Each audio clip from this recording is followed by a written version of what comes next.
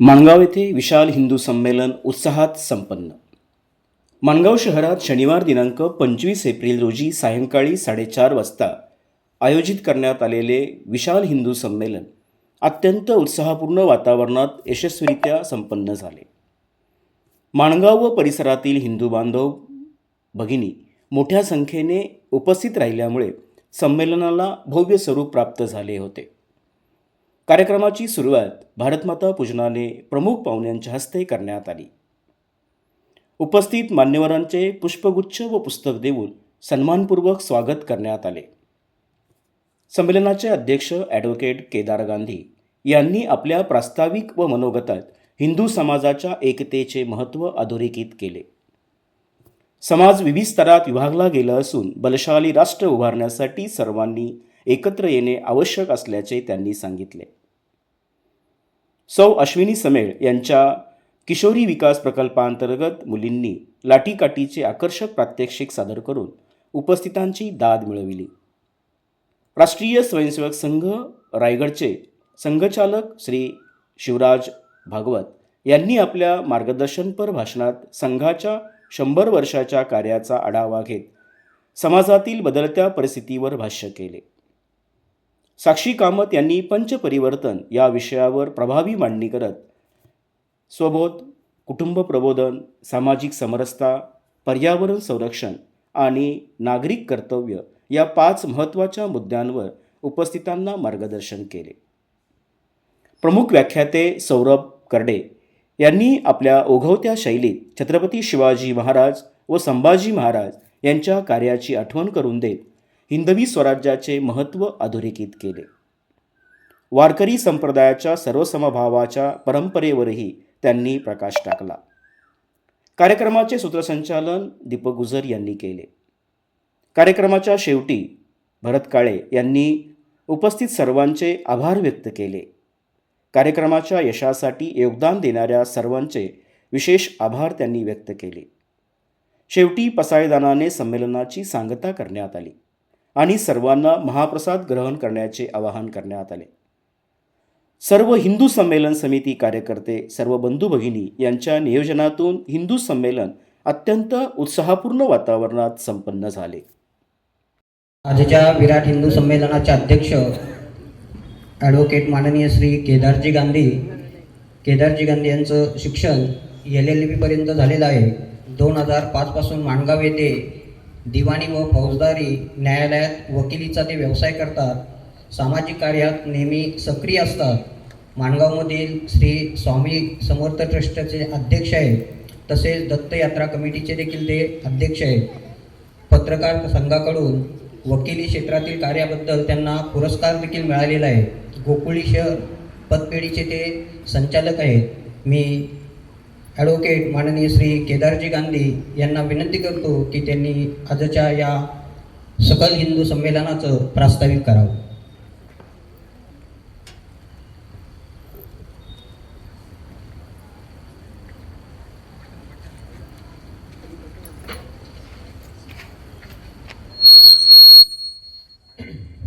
सन्माननीय व्यासपीठ, आजच्या कार्यक्रमाला मार्गदर्शन करण्यासाठी मंचावर उपस्थित असलेले माननीय शिवराज भागवत साहेब, माननीय सौरभ करडे साहेब, माननीय साक्षी कामत आणि हिंदू म्हणून एकत्रित आलेले सर्व बंधू भगिनी, या कार्यक्रमाची सुरुवात करताना प्रथम आपणा सर्वांचे स्वागत करतो.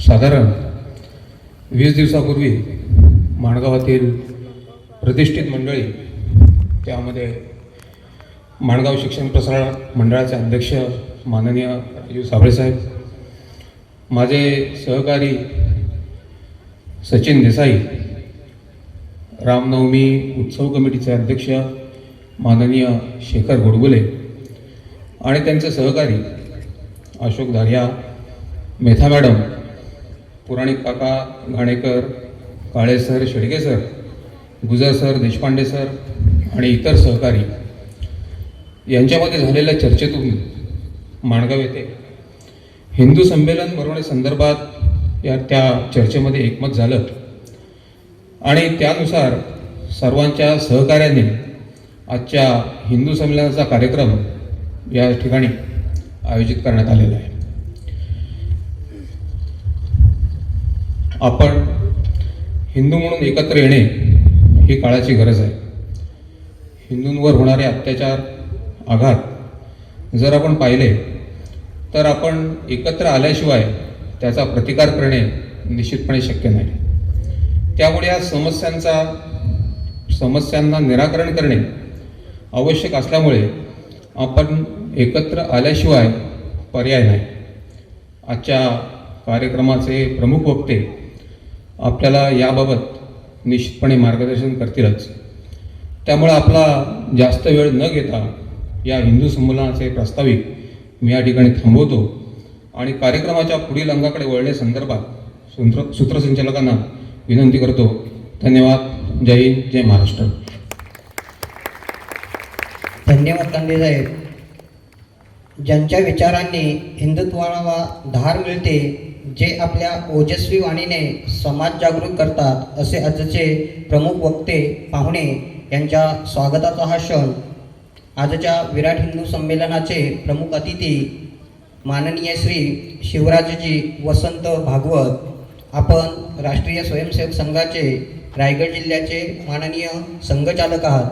बालपणापासूनच आपण संघाचे स्वयंसेवक आहात. महाड येथील प्रसिद्ध बांधकाम व्यावसायिक आहात. मी विराट हिंदू संमेलनाचे अध्यक्ष ॲडव्होकेट माननीय श्री केदारजी गांधी यांना विनंती करतो की त्यांनी पुस्तक व पुष्प देऊन माननीय श्री शिवराज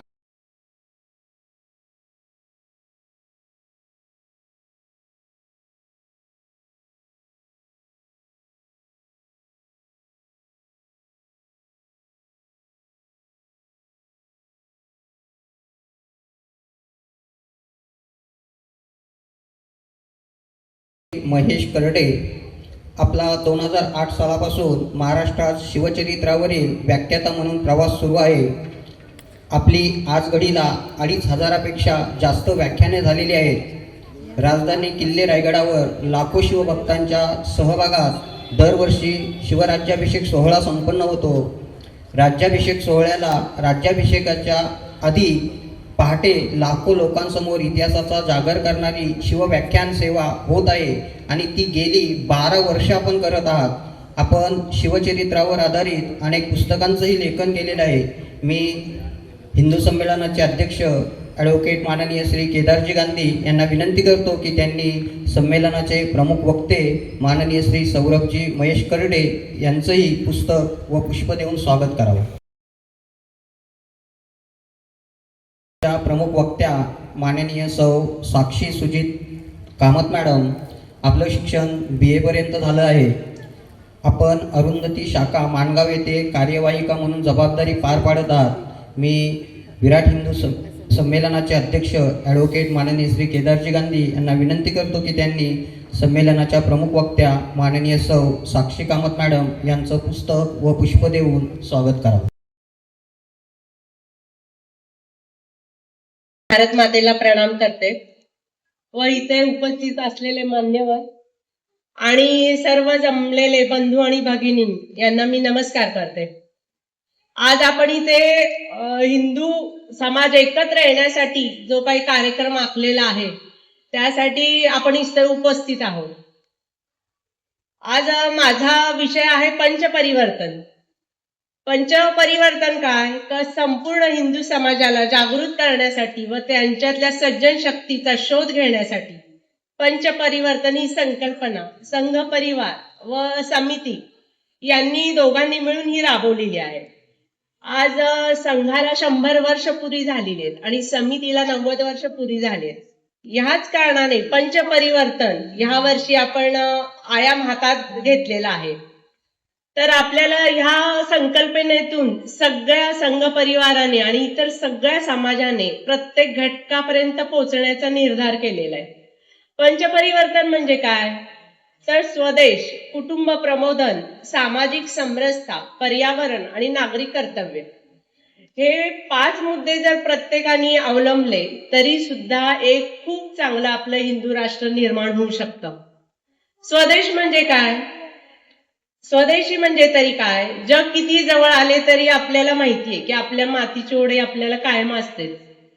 सध्याच्या युद्धजन्य परिस्थिती आहे सगळीकडे. त्यातनं एक लक्षात आलंय आपल्याला की स्वदेशीचा मार्ग अवलंबायला हवा, नाही तर आपण सतत दुसऱ्यावर अवलंबून राहू शकतो.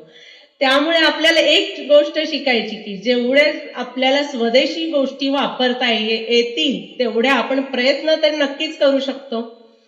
जेवढं स्वदेशी वापरता येतील तेवढे आपण वापरायचं, सक्षम बनायचं व आपल्याला देखील आपल्या देशाला आत्मनिर्भर करायचंय. यातनं स्वदेशी जागरण हे प्रत्येकाने करायला हवं. अगदी मी म्हणते की सगळ्याच स्वदेशी वस्तू सुरुवात केल्याशिवाय होणार नाहीये. तर स्वदेशीवर आपण किती भर देऊ शकू, तर स्वदेशी वस्तूचा अवलंब करणं खूप गरजेचं आहे. तसंच यातलं मुख्य सगळ्यात या पंचपरिवर्तनामध्ये आहे तर कुटुंब प्रबोधन. कुटुंब प्रबोधन हे सगळे आता काळाची खूप गरज आहे. कारण आपण पाहतोय सध्या पाश्चात्य संस्कृतीच्या विळख्यात आपण सगळेच हे झालेलं, भारतीय कुटुंब व्यवस्था विस्कळीत झालेली आहे. सोशल मीडियाचा अतिरेक वापर झालेला आहे.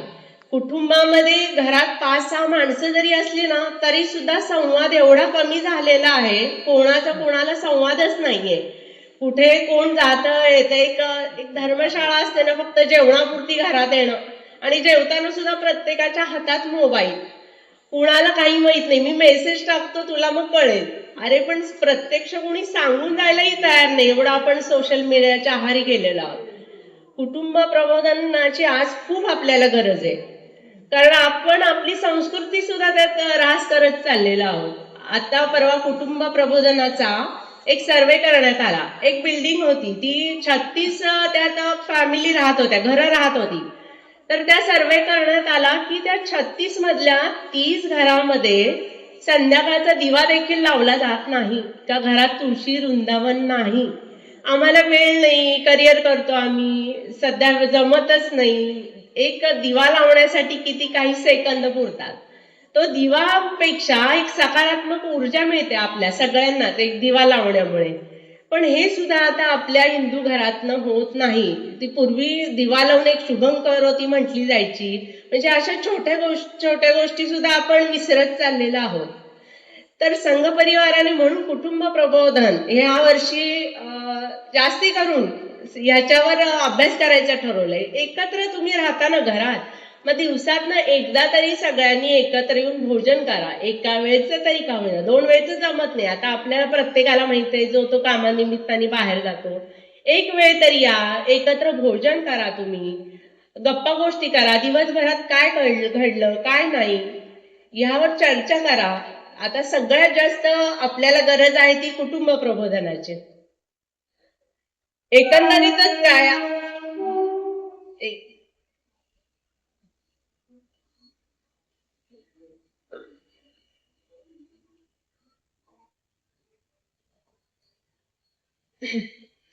आपण पाहतो की या सोशल मीडियावर आपले भरपूर फ्रेंड्स आहेत, फॉलोअर तर एवढे आहेत, पण प्रत्यक्ष घरी बोलायला कुणालाच नकोय, संवाद नकोय. तुम्ही मीडियावर एकमेकाशी बोलता करता, पण घरात समोरासमोर व्यक्ती बोलत नाहीयेत.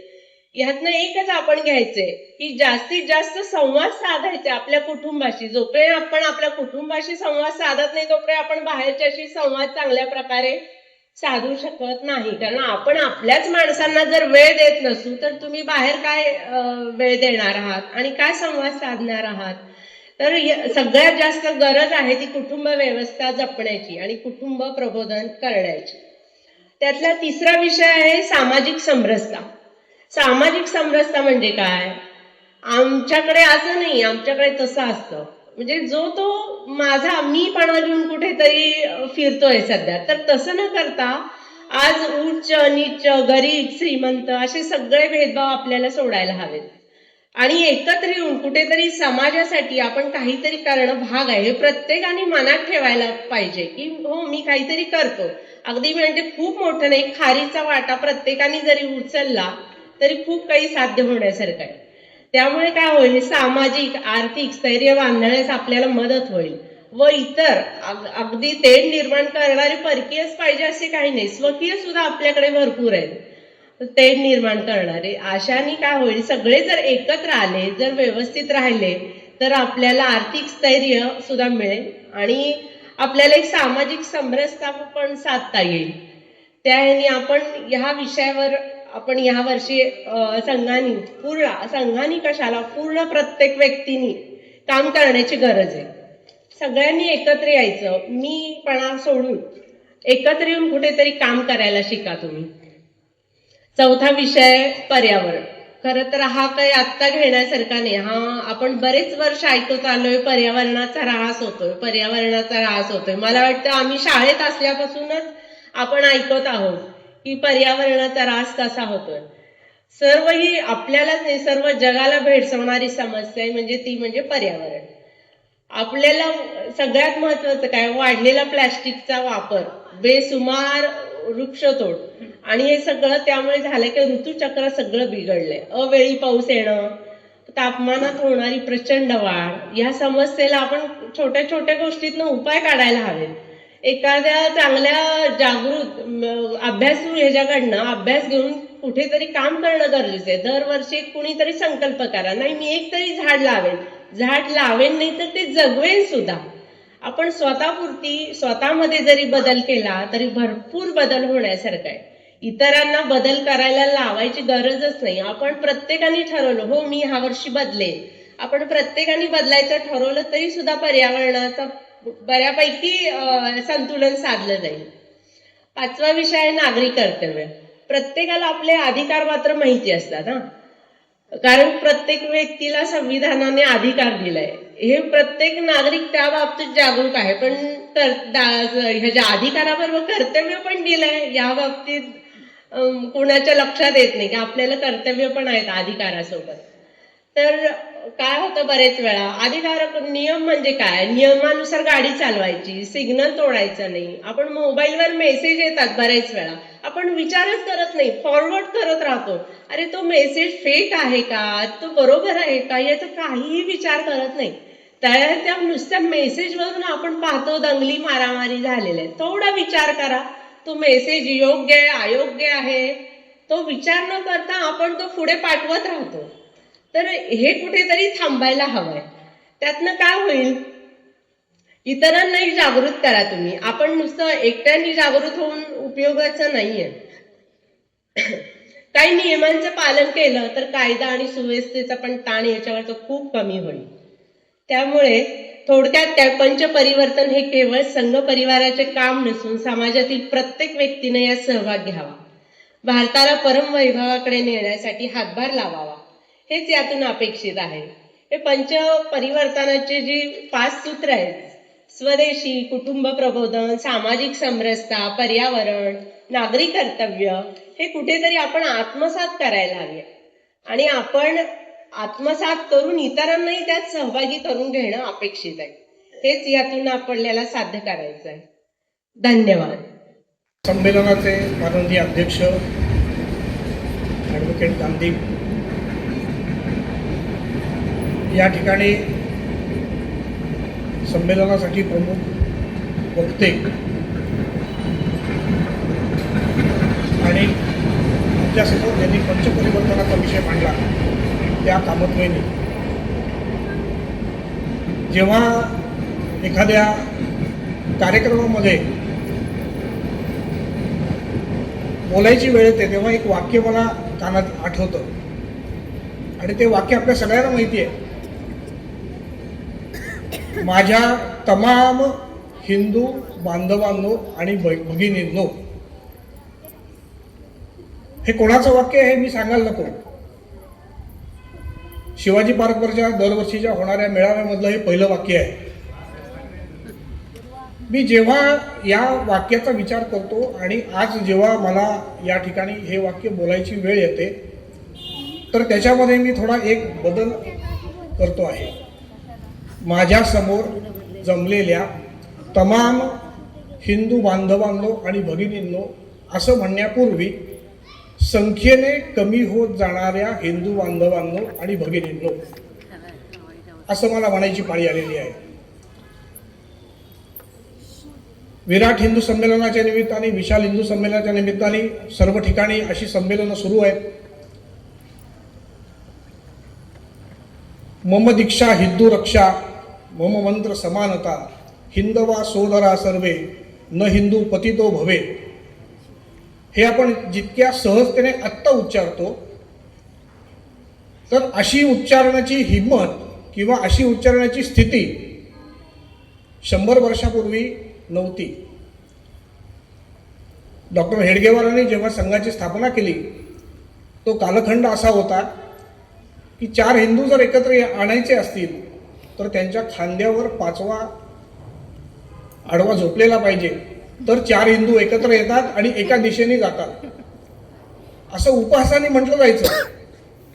पण वस्तुस्थिती आहे, त्या कालखंडामध्ये आपण आपलं भान विसरलो होतो. हिंदू समाज आपलं भान विसरला, आपला पौरुष विसरला.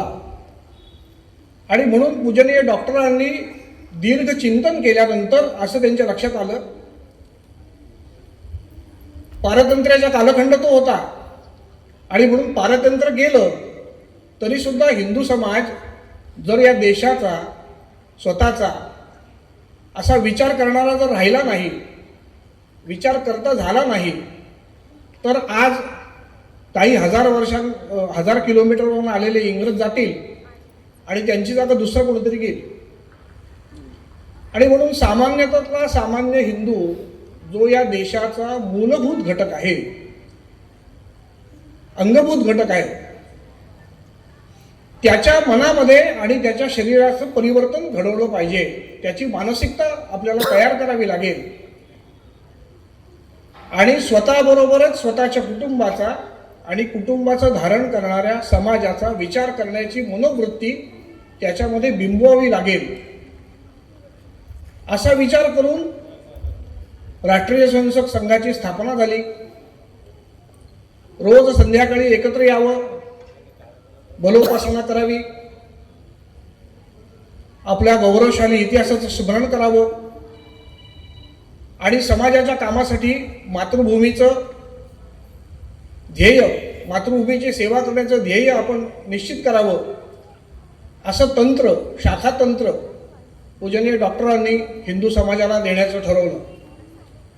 आणि यातनं, या शाखा तंत्रातनं विकसित होत गेलेले संघाचे कार्यकर्ते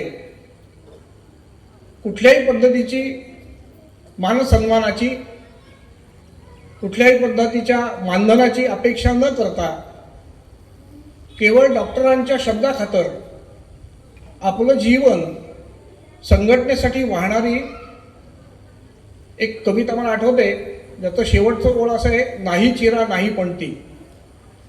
म्हणजे ज्यांच्या शरणभूमीवर देखील त्यांच्या नावाची पणती आणि चिरा बसवलेला नाही, असे अगणित कार्यकर्ते या संघाच्या कार्यपद्धतीत निर्माण झाले.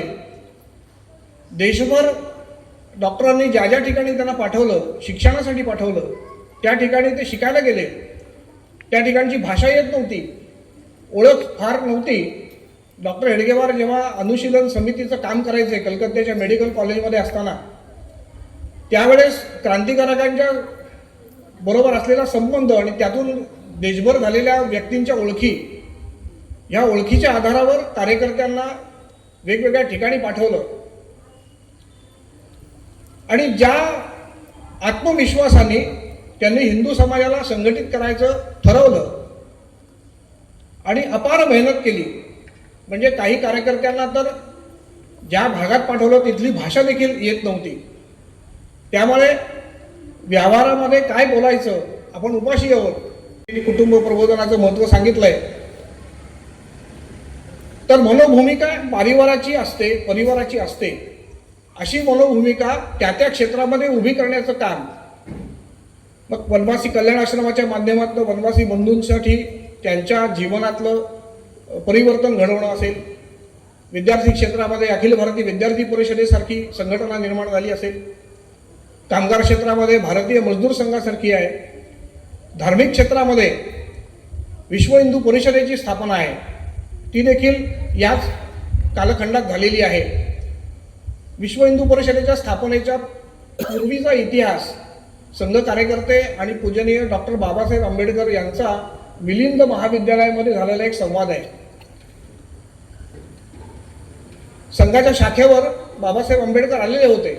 त्यांनी संघाची शाखा कार्यपद्धती जवळून पाहिलेली होती आणि म्हणून जे कार्यकर्ते बाबासाहेबांना भेटायला गेले होते त्यांनी असं सांगितलं, तुमचं काम योग्य आहे पण तुमची गती जी आहे ती मला परवडणारी नाही. तुम्ही म्हणता की हिंदू हा सहोदर आहे, कोणी पतित नाही, पण तुमचं हिंदू समाज ऐकणार नाही. हिंदू समाज कोणाचा ऐकतो तर शंकराचार्यांचा ऐकतो.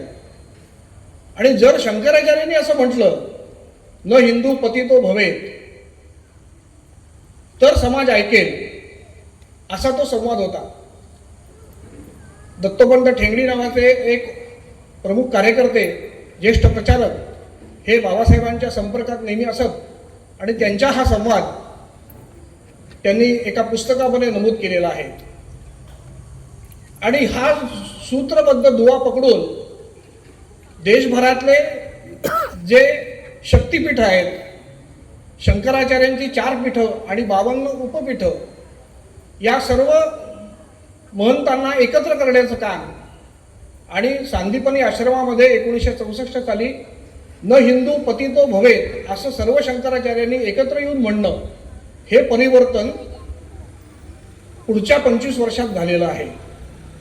अशा अनेक संस्था, म्हणजे केवळ संघ शाखा कार्यकर्ता विकास एवढ्यावर संघाचं काम मर्यादित नाही आहे.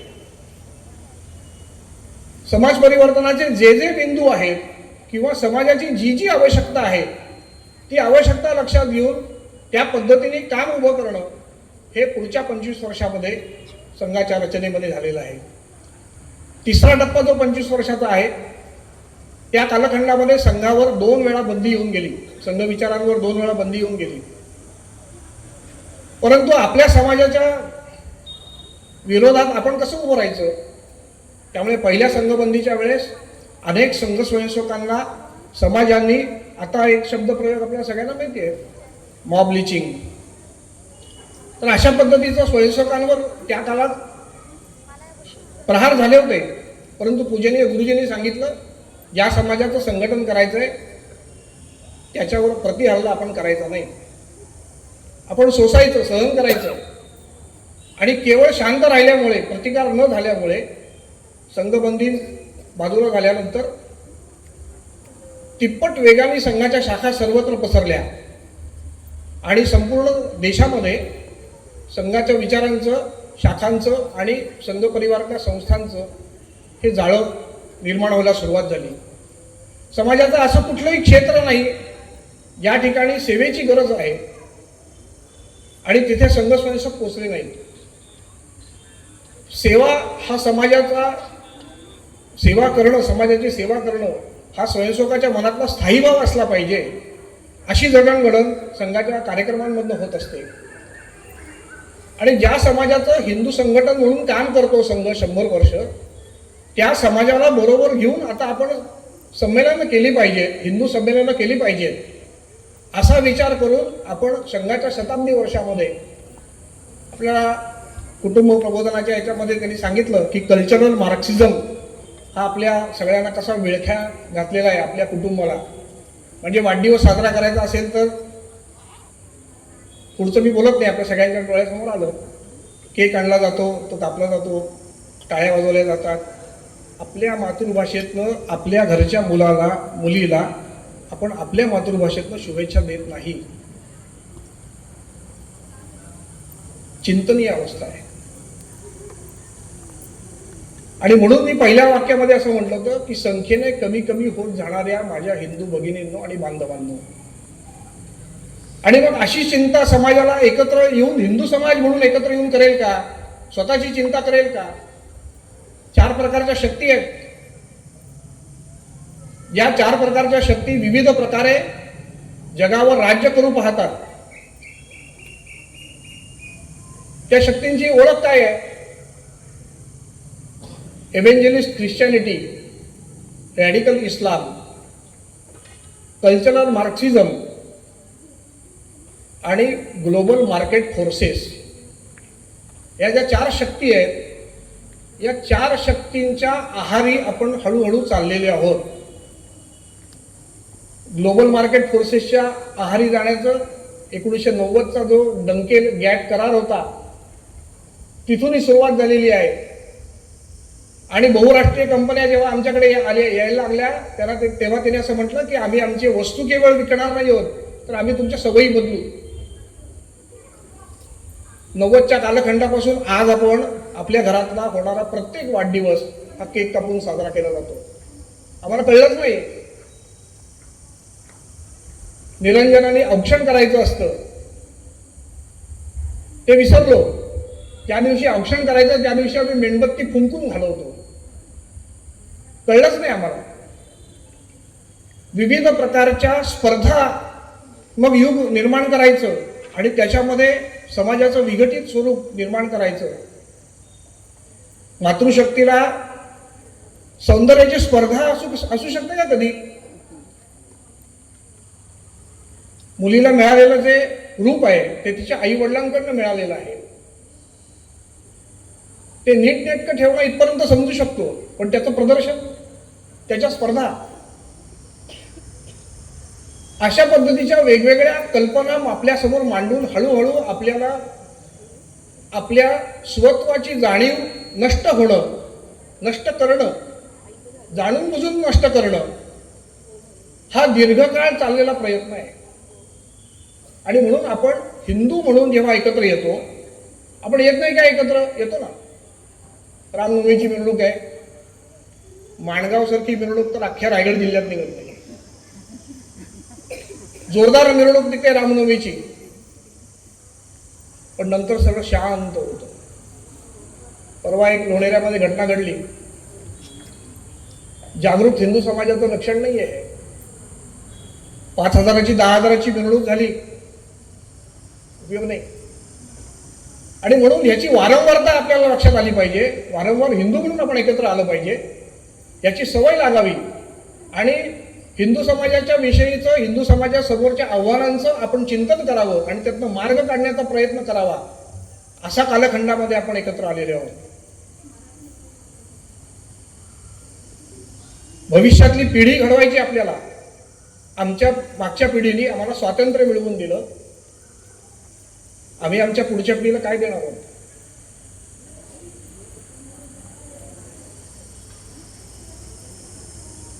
मोबाईल आणि अनलिमिटेड डाटा काय देणार आहोत? काय आम्हाला स्वातंत्र्य उपभोगायला शिकवलं, पण कर्तव्य शिकवली नाही. कर्तव्याची आठवण नाही कोणी करून दिली. 10 मार्काला नागरिक शास्त्राचा विषय संपला की नंतर आपलं नागरिक कर्तव्य संपतं. मॅडम इथे समोर बसलेले आहेत. याची जाणीव आपल्याला करायला पाहिजे. आणि म्हणून हिंदू म्हणून केवळ अन्य समाजाच्या, अन्य धर्मीयांच्या संख्येसाठी आपण एकत्र यावं असा मूळ विषयच नाहीये. या देशाचं आणि धर्माचं जर काय भलं वाईट व्हायचं असेल तर तो या देशातला हिंदू समाजाचं जे भलं वाईट होईल तेच या देशाचं होणार आहे, हे आपण लक्षात घेतलं पाहिजे. आमच्याकडे आम्हाला विविध प्रकारची पूजा पद्धतीचं स्वातंत्र्य पूर्वापार आहे. म्हणजे मध्यंतरी मी एक लेख वाचला, त्याच्यामध्ये डेमोक्रेसी याच्यावर खूप बरेच जण लेख लिहित होते. निवडणूक पद्धती, अमकं तमकं ह्या सगळ्या विषयावर मग डेमोक्रेसी म्हणून हे करत होते. मी मनात विचार केला की हा शब्द मला बाहेरच्यानी कशाला सांगायला हवा.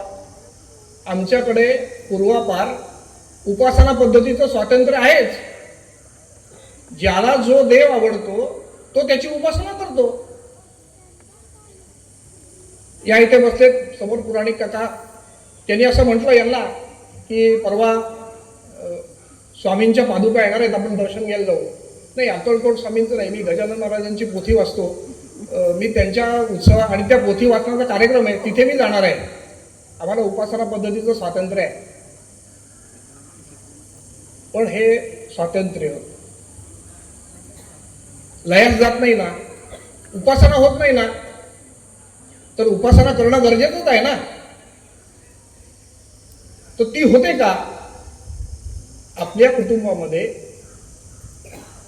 आठवड्यात एकदा आपल्या घरातली, आपल्या कुलदेवतेची किंवा घरात जे आपण ज्याचे फॉलोअर्स आहोत किंवा जे नवीन संप्रदाय आहेत,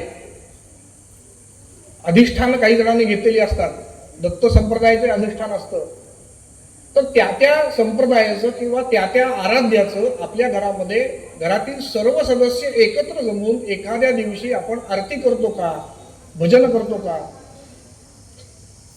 आमच्या पुढच्या पिढीमध्ये संस्कार कसे जाणार आहेत? मोबाईलमधून नाही जाणार आहेत, अनौपचारिक शिक्षणातनं जाणार आहेत. पाहुणे येणार आहेत आमच्याकडे, तू मदत कर आईला, ही यादी घे, बाजारातून आणून दे, अशी उदाहरणं फार फार क्वचित मिळतात बघायला. तर याच्यातनं मिळणारं जे अनौपचारिक शिक्षण आहे ते हरवलेलं आहे. आणि पुन्हा एकदा म्हणून आपण ह्याच्यावर आत्मविचार केला पाहिजे. या सगळ्यावर देशभरामध्ये सगळ्या ठिकाणी, प्रत्येक प्रांतामध्ये त्या ठिकाणच्या भौगोलिक परिस्थितीनुसार, सामाजिक परिस्थितीनुसार अनेक समस्या हिंदू समाजासमोर आहेत. मध्यंतरी गोरक्षणाच्या संदर्भात आपल्या जिल्ह्यातली 2 उदाहरणं झाली, महाड तालुक्यातली, आणि आपण मोर्चा काढला, प्रांताधिकाऱ्यांकडे नेला. त्या ठिकाणी पोलीस प्रशासनाशी पण चर्चा सुरू झाली आणि कोणीतरी सांगितलं की आम्ही तुम्हाला वारंवार सांगत असतो या ठिकाणी गोवंश याची तस्करी होतीये, पण तुम्ही ते ऐकत नाही. नका, याचा संदेश या किशोरींमधनं समाजापर्यंत पोहोचवण्याचा प्रयत्न आहे. भविष्यामध्ये या किशोरीच नागरिक होणार आहेत. या जेव्हा 35-40 वर्षाच्या होणार आहेत, तेव्हा या देशासमोरची असलेली संकट, या देशासमोरचे असलेले प्रश्न, याला जर धीराने सामोरं जायचं असेल तर त्यांचं मन, बुद्धी आणि शरीर, आत्मा या 4ही गोष्टी परिपूर्ण असल्या पाहिजेत. हे जे 4 गोष्टी ज्या आहेत, या हिंदू कल्पनेमध्ये परिपूर्ण माणसाची व्याख्या केलेली आहे. ह्या 4ही गोष्टी परस्पर पूरक असल्या पाहिजेत. नुसतं 85% मार्क पडतात आणि जिना उतरताना सगळं धडपडतो आपण, नाही चालणार. शरीरही मजबूत पाहिजे ना. शरीर आणि मन एका दिशेने जर जायचं असेल तर बुद्धी देखील लागते, स्थिर असली पाहिजे. याची सवय लागायला लागते. आपल्याला सगळ्यांना माहिती आहे, आपण सगळे विद्यार्थी दशेमधनं गेलोय. जास्त मार्क मिळवायचे असतील तर भरपूर अभ्यास करावा लागतो. तसंच आपल्याला देखील चांगल्या सवयी जर लावून घ्यायच्या असतील तर रोज काहीतरी करावं लागतं, रोज सवय लावून घ्यायला लागते. आणि म्हणून माझ्या बोलण्यामधून आपण सगळ्यांनी चिंतन करावं.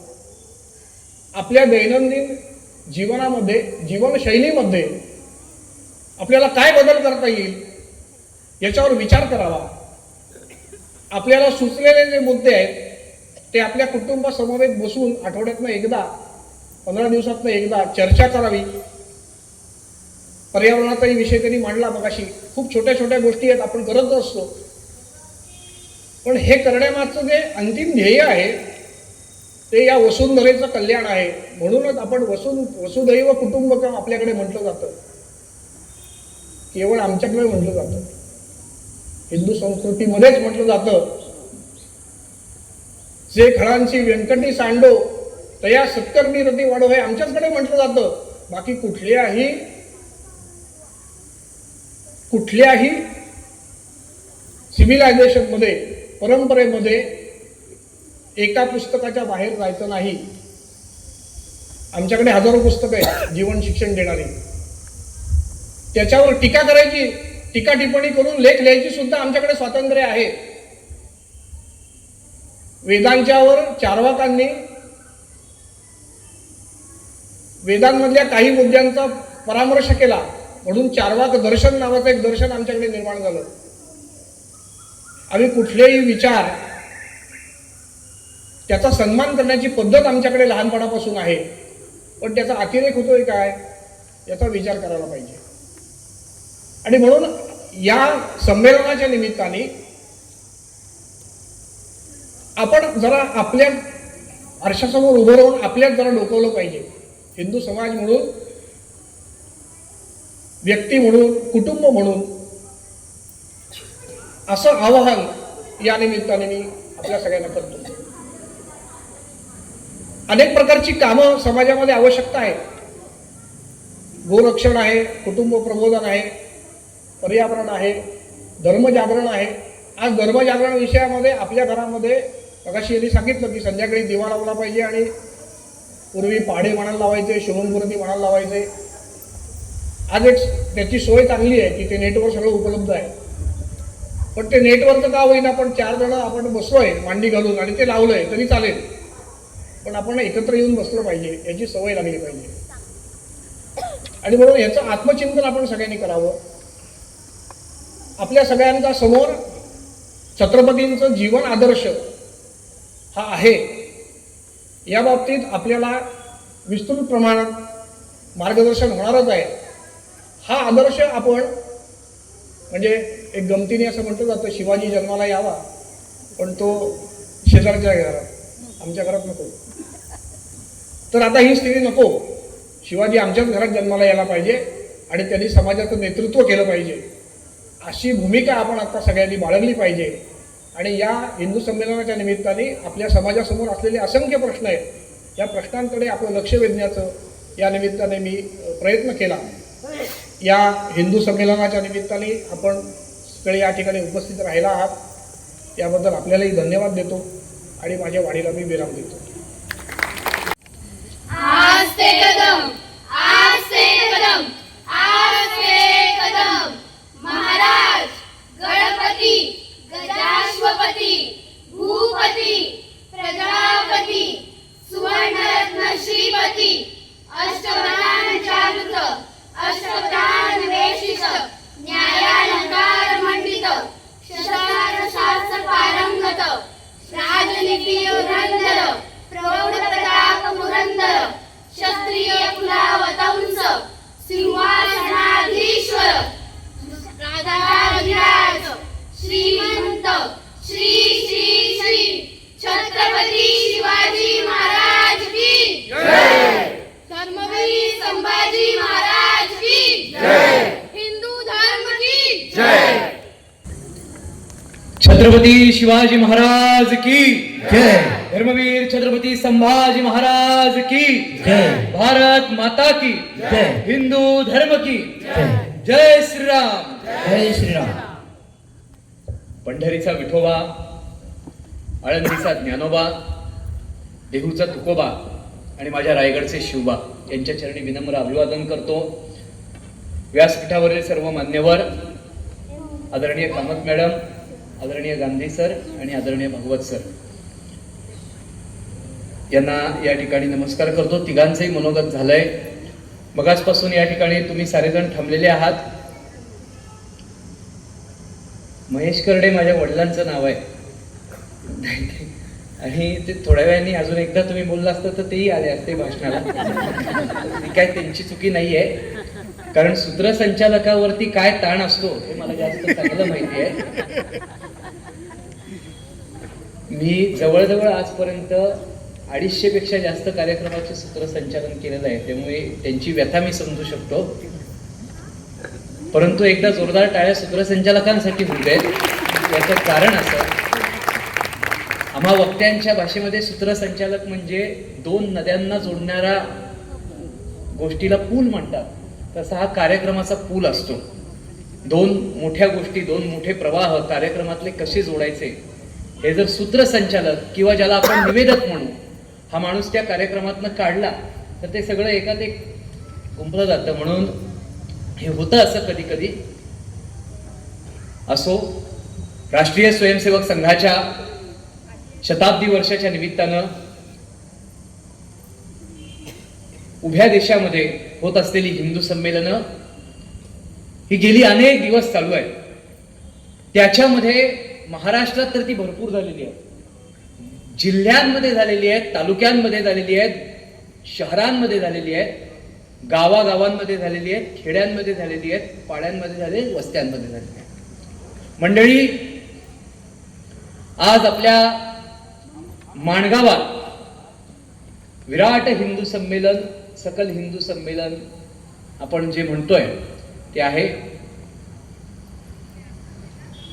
तुम्ही शब्द वापरलात आणि ते तथ्य आहे की तमाम हिंदू बांधवांऐवजी उरलेले हिंदू बांधव असं तुम्ही म्हणालात त्या ठिकाणी. आणि हीच परिस्थिती 350 वर्षापूर्वी सुद्धा या सगळ्या भागावरती होती.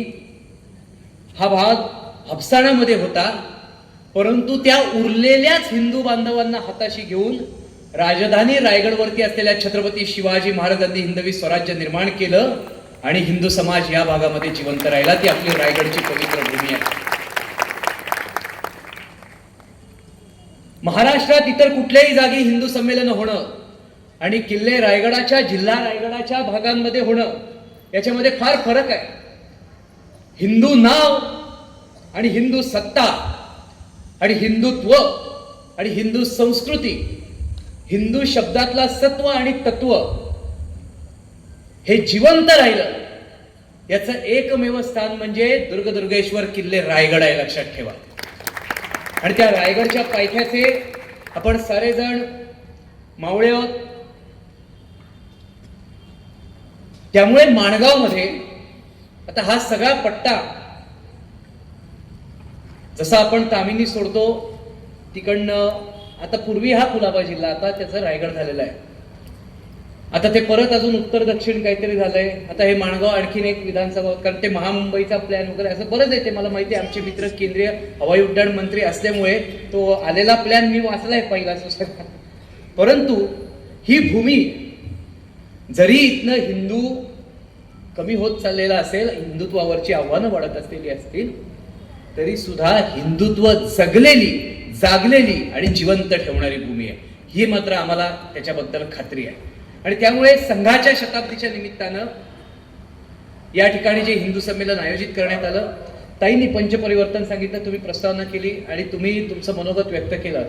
आता सगळ्यात शेवट बोलणाऱ्या व्यक्तीसमोर एक प्रश्न नेहमी असतो की सगळ्यांची बॅटिंग करून झाल्यावर आपण काय बोलायचं या सगळ्या विषयामध्ये. परंतु रायगडवासियांना अधिक मात्र काही वेगळं सांगण्याची गरज नाहीये.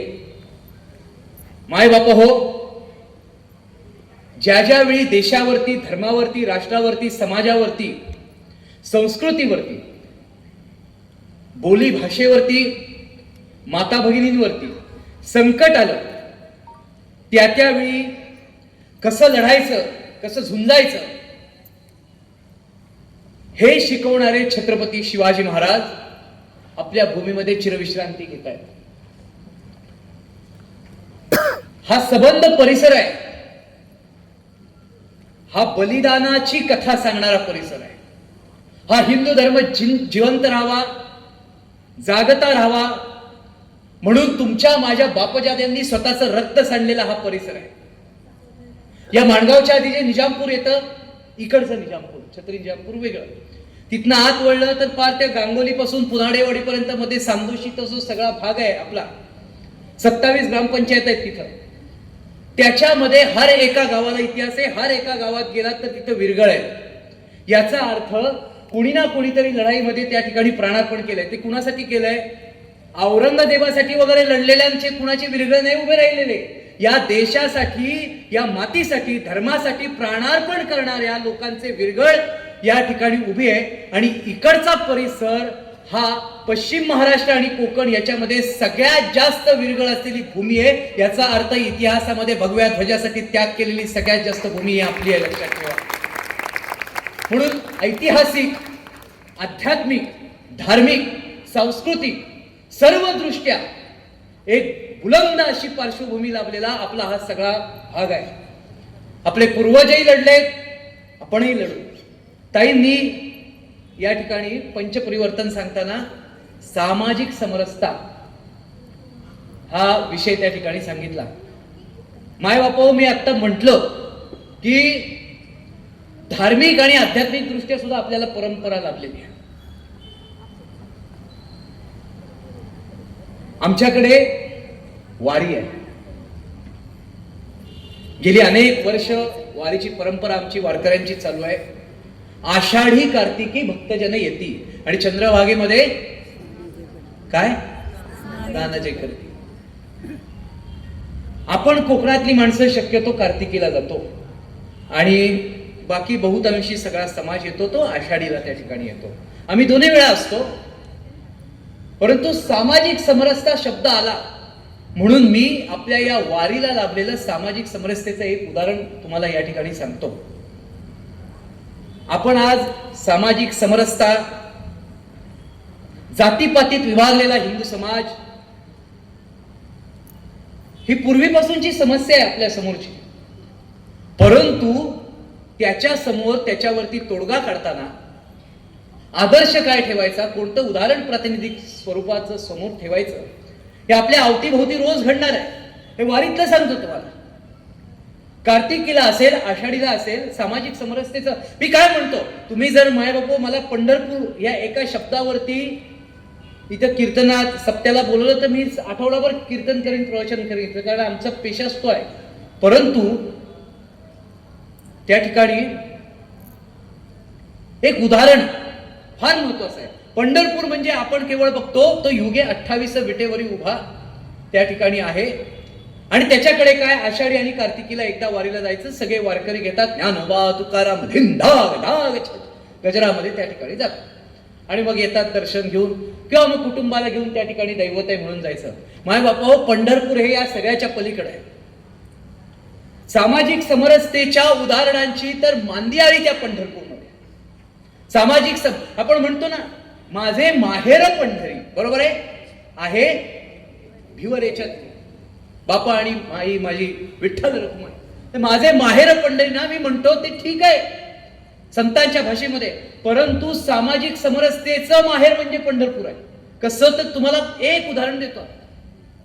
हिंदू समाज हा सुसंघटित व्हायला हवा, एकगठ्ठ व्हायला हवा, त्यांना जातीपातीतले भेद विसरून सामाजिक एकोप्यानं राहावं असं वाटत असेल तर पंढरपूरचं उदाहरण घेणं फार महत्वाचं आहे. आषाढीला असेल, कार्तिकीला असेल, आपण एकादशीला तिथं जातो. खरा महत्वाचा दिवस आहे ना पंढरपूरकडे बघण्याचा, तो द्वादशी आहे. गांधी साहेब, कधीतरी आमच्या बरोबर वारीला तुम्ही चला, आषाढीला चला, कार्तिकीला चला. मंडळी, ज्यावेळी पालखी आतमध्ये प्रवेशते त्याच्यानंतर जो दशमीचा दिवस असतो, दशमीचा, त्याच्यानंतर एकादशी, त्या दशमीच्या दिवशीची परंपरा काय आहे माहितीये तुम्हाला? हे सगळे पंढरीमध्ये आलेले संत, त्यांच्या पालख्या, त्यांच्या पादुका या चंद्रभागेवर स्नानाला जातात. आणि मग तुम्ही वर्तमानपत्रामध्ये दुसऱ्या दिवशी फोटो पाहत असाल, गेली अनेक वर्ष तसा फोटो येतो, सर्व वर्तमानपत्रात येतो. मग त्याच्यातनं कुठलं वर्तमानपत्र सुटलेलं नाहीये. सकाळ असो, महाराष्ट्र टाइम्स असो, सामना असो, इथला सागर असो, तरुण भारत असो, लोकमत असो, लोकसत्ता असो, कुठलाही असो, इंग्लिश असो, दशमीच्या दिवशीचं तुम्हाला वर्तमानपत्र जर बघायला मिळत असेल ना, तुम्हाला गेली अनेक वर्ष एक फोटो बघायला मिळतो. असा वाईल्ड अँगलनी काढलेला फोटो आहे, चंद्रभागेचं वाळवंट आहे, चंद्रभागा वाहतीये आणि चंद्रभागेच्या तीरावर वारकऱ्यांची गर्दी झालेली आहे. आणि प्रत्येक पेपरला एक कॉमन हेडिंग त्याच्या खाली असतं, ते म्हणजे कार्तिकी अथवा आषाढी यात्रेनिमित्त जमलेल्या भाविकांची गर्दी चंद्रभागेच्या वाळवंटावरती. बरोबर आहे? हा फोटो प्रत्येकाने पाहिलाय. मी आता तुम्हाला त्याचं उदाहरण सांग. का हे उदाहरण सांगितलं, का तुम्हाला दशमीचा दिवस सांगितला, त्याच्या मागं कारण आहे. कधीतरी त्या दशमीला, कार्तिकीच्या असेल, आषाढीच्या असेल, त्या चंद्रभागेच्या स्नानाला जाताना, चंद्रभागेच्या वाळवंटात उतरताना या अशा व्यासपीठावर चढून येण्यासाठीच्या ज्या पायऱ्या आहेत, अशा पायऱ्या आहेत दगडी, शिंद्यांचे, होळकरांचे वाडे तिथं त्या ठिकाणी आहेत जुने. त्या पायरीवर उभं राहायचं आणि लांबवर नजर जाईल तिथपर्यंत ते चंद्रभागेचं वाळवंट बघायचं. चंद्रभागेचं वाळवंट बघताना तुम्हाला नदी दिसेल, पाणी दिसेल, पुंडलिकाचं मंदिर दिसेल, इतर देवतांची छोटाली छोटाली मंदिरं दिसतील. परत मुंग्यांसारखी माणसं दिसतात अशी, वारुळात कशा वारुळात जशा मुंग्या दिसतात तशी त्या पायऱ्यांवर न दिसतात अशी लांब, एवढ्या उंचीच्या पायऱ्या आहेत आणि तिथनं खाली नदी. तुम्ही जर तो नजारा बघाल, असा ह्या बाजूने बघत बघत बघत दृष्टी देत तिथपर्यंत जाल ना, तुम्हाला एक गोष्ट मायबापू नजरेला दिसेल. मंडळी, काय चालू असतं, चंद्रभागेच्या वाळवंटामध्ये पाण्यामध्ये माणूस उंजळ बुडवतो, ती उंजळ घेतो आणि शेजारी असलेल्या माणसाच्या पाठीवर ते पाणी टाकतो आणि म्हणतो, माऊली स्नान करा. तो दुसरा माणूस ती ओंजळ उचलतो पाण्याची ह्याच्या अंगावर ते पाणी टाकतो, म्हणतो माऊली स्नान करा. जे कोणी माता भगिनी आहे त्या एकमेकींना त्या ठिकाणी चंद्रभागेच्या वळवंटात ओंजळ अंगावरती टाकून डोक्यावरती टाकून स्नान घालत असतात. चंद्रभागे करता स्नान तुझे दोष पळती रानो रान परी तू पंढरीसी जाई एक वेळ मग तू अवघाची सुकृप होशी जन्मोजन्मीचे दुःख विसरशी. अभंग आहे आपला. परंतु ते चंद्रभागेचं स्नान पवित्र मानलं जातं. मला एक म्हणायचंय, याच्या सगळ्याच्या पलीकडे जाऊन ज्यावेळी आम्ही त्या पायऱ्यांवरनं ते दृश्य बघतो त्या ठिकाणी दुसऱ्या माणसाला स्नान घालणारा कोणीही माणूस, दुसऱ्या भगिनीला मातेला स्नान घालणारी कोणीही महिला, तो माणूस कोण आहे, त्याची जात कुठली आहे, तो चांभार आहे, लोहार आहे, कुंभार आहे, साळी आहे, कोष्टी आहे, कोण आहे हे बघत नाही. त्याला माहितीये या चंद्रभागेच्या वळवंटात थांबलेला प्रत्येक माणूस माझ्या पांडुरंगाच्या चरणी लीन व्हायला आलेला आहे. माझ्या माऊलीचं स्वरूप त्याच्यामध्ये आहे, माझ्या माऊलीचा अंश त्याच्यामध्ये आहे. लाखोंचा हिंदू समाज जात वर्ण ज्ञाती त्याती सगळं विसरून तिथं दुसऱ्या माणसाला बांधवाला स्नान घालत असतो. वर्णा अभिमान विसरली ज्ञाती एक एका लागतील पायी रे खेळ मांडियेला वाळवंटी ठाई नाचती वैष्णव भाई रे. ते बघायला मिळतं आपल्याला पंढरपुरात. म्हणून मी कायम सांगतो, सामाजिक समरसतेचं सगळ्यात मोठं उदाहरण जर भारतात कुठलं असेल तर ते चंद्रभागेचं वळवंट आमचं पंढरपूर आहे, लक्षात ठेवा. आणि म्हणून आम्ही काय म्हणतो, आज संघाला आपल्या शताब्दी आहे, 100 वर्ष झाली. का? संघानं सामाजिक समरसता वापरली. सामाजिक समरसतेचं काम करत संघाचे सर्व स्वयंसेवक, आमचे प्रचारक असतील, आमचे जे कोणी पदस्थ असतील, हे अनेक वर्ष जगले. म्हणून आज संघ 100 वर्ष पुढे आला. सगळ्यात मोठी टिकलेली संघटना. तीच परंपरा आमची वारीची आहे, वारकऱ्यांची. आज 700 वर्ष वारकरी समाज एवढ्या मोठ्या संख्येने, किती संकट आली, किती धर्म उडवे आले, किती आक्रमण आली, तरी का टिकला? समरसता बाळगली म्हणून टिकले. त्या ठिकाणी असलेलं कुणी कुणाला जात विचारत नाही, तू कुठल्या दिंडीत आहे. एक वेळ दिंडी विचारतात, कारण हरवला तर त्या दिंडीत जात आहेत, पण जात नाही विचारत. आणि म्हणून ज्या ठिकाणी समरसता भिनलेली आहे ती चौकट अजिंक्य आहे, लक्षात ठेवा. संघानं 100 वर्ष समरसतेसाठी काम केलं. आपल्या अनेक आयामांमध्ये तो एक आयाम आहे. ते एक काम आहे हिंदू समाजाच्या उन्नतीचं. समाज एकसंध व्हावा म्हणून 100 वर्ष लागली. आज आपल्याला हिंदू समाज म्हणून मजबूत व्हायचं असेल, भक्कम व्हायचं असेल, तर पंढरीच्या वारीतलं हे उदाहरण कायमस्वरूपी डोळ्यावरती करून ठेवलं पाहिजे, हृदयामध्ये करून ठेवलं पाहिजे. आता अजून एक उदाहरण देतो तुम्हाला, अगदी छोटं. मला माहितीये, मला काय, हिंदुत्व बलशाली कशाने होणार आहे? या गोष्टीने होणार आहे. पूर्वीसारखं इस्लामी आक्रमण, ख्रिश्चनांचं आक्रमण, हे इकडे ह्या भागात जे हबशी होते, हबसण म्हणायचे आपल्या भागाला, आपण हबसणत आहोत. ॲब्झेनिया नावाच्या एका प्रदेशातले कन्वर्ट झालेले, बळजबरीने मानेवरती तलवार ठेवून बाटवलेली एक जमात, जे निग्रो बघायला मिळतात ना, आज ते उंच काळे कुरळ्या केसाचे, ते आले इथं. त्यांनी तो मुरुडचा जंजिरा घेतला ताब्यामध्ये. आता हे मांडायचं झालं शासकीय यंत्रणांना, हे झाल वाटतं, यात काय झाल आहे. परंतु या सगळ्या विषयामध्ये ते आपल्या लोकांना, पूर्वी आपण अजूनही बाळ्यानं म्हणतो, आपण बाल्याच म्हणतो कोकणी भाषेत, बरोबर आहे की नाही? त्यांना ते ॲब्झेनियन झेपे ना तोंडाला. त्यांनी त्या ॲब्झेनियनचा अपभ्रंश करत करत हबशी चालू झालं. म्हणून हे जंजिरेकर सिद्धी, त्यांना आपण हबशी म्हणायचो. आणि त्या हबशांच्या ताब्यात जेवढा प्रांत होता तो सगळा हबसाण, आपण हबसाणाच होतो. खाली फिरंगाण पोर्तुगीजांचं. तर ही जी पूर्वीची आक्रमणं आहेत हिंदू समाजावरची, ही त्यावेळेच्या ताकदीने आणि त्यावेळेच्या मोठ्या फोर्सने आत्ता नाहीये, परंतु आता अंतर्गत या धर्माला पोखरण्याची जी एक वेगवेगळी रचना लागलेली आहे परकीय शत्रूंकडनं, ती जर थोपवायची असेल, त्या व्हायरसवर जर काय अँटी व्हायरस काढायचा असेल, तर त्याच्यासाठी आधी समाज बळकट केला पाहिजे. आणि तो समाज बळकट करण्यासाठी पूर्णतः जातीभेद विसरून केवळ एका भगव्या ध्वजाचे आम्ही वारकरी आहोत, एका भगव्या ध्वजाचे आम्ही धारकरी आहोत, आम्ही एका भगव्या ध्वजाखाली नांदणारे रायगडच्या पायथ्याचे शिवबाचे मावळे आहोत, हे डोक्यात ठेवून आपल्याला जगता आलं पाहिजे. एक खूप सुंदर उदाहरण आमच्या संत परंपरेचं आहे. मला वाटतं आमच्या रायगडची लोक आयुष्यात पहिल्यांदा सौरभ कर्डेकडनं संत परंपरा वगैरे असं काहीतरी इतकं सज्जन ऐकत असतील, नाही तर त्यांना ते रायगडवरचं सगळं गणित. परंतु काय आहे माहितीये का, कधी कधी बोलावं असंही, फार सुंदर उदाहरण देतो. ताई, तुम्ही सामाजिक समरसताविषयी काढल्यामुळे मी त्यांची परवानगी घेतली आधी तिथं खुर्चीवर बोललो की नाही तुमच्याशी, त्याच्यावरची 2 उदाहरणं दिली तर चालतील का? हिंदू समाजाच्या बळकटीसाठी किती जाती भेद विसरावा लागेल. आता ते एवढं नाहीये ते सगळं, परंतु आपल्याला काम करताना सुद्धा फार आदर्श उदाहरण दुसरं देतो पंढरपुरातलं, हे 12व्या शतकातलं. माझा विषय इतिहास, तेव्हा मला अशी उदाहरणं पटकन येतात, आठवतात, जातात निघून. तुमच्या सगळ्यांच्या डोळ्यासमोर उदाहरण. पुन्हा पंढरपूर, पुन्हा पांडुरंग, पुन्हा ते मंदिर. देखिता राऊळाची पाठ तीर्थे घडली 360 असा महिमा आहे त्या पंढरीचा. ऐका पंढरीचे महिमान. तेथील तृण आणि पाषाण तेही देव जाणावे. म्हणजे पंढरीचं काय महात्म्य आहे की पंढरीतलं तृण म्हणजे गवत आणि पाषाण म्हणजे दगड, तोही देव आहे. इतकं पंढरीचं महिमान आहे. देखिता राऊळाची पाठ, देवळाची पाठ जरी बघितली तरी तीर्थे घडली 360.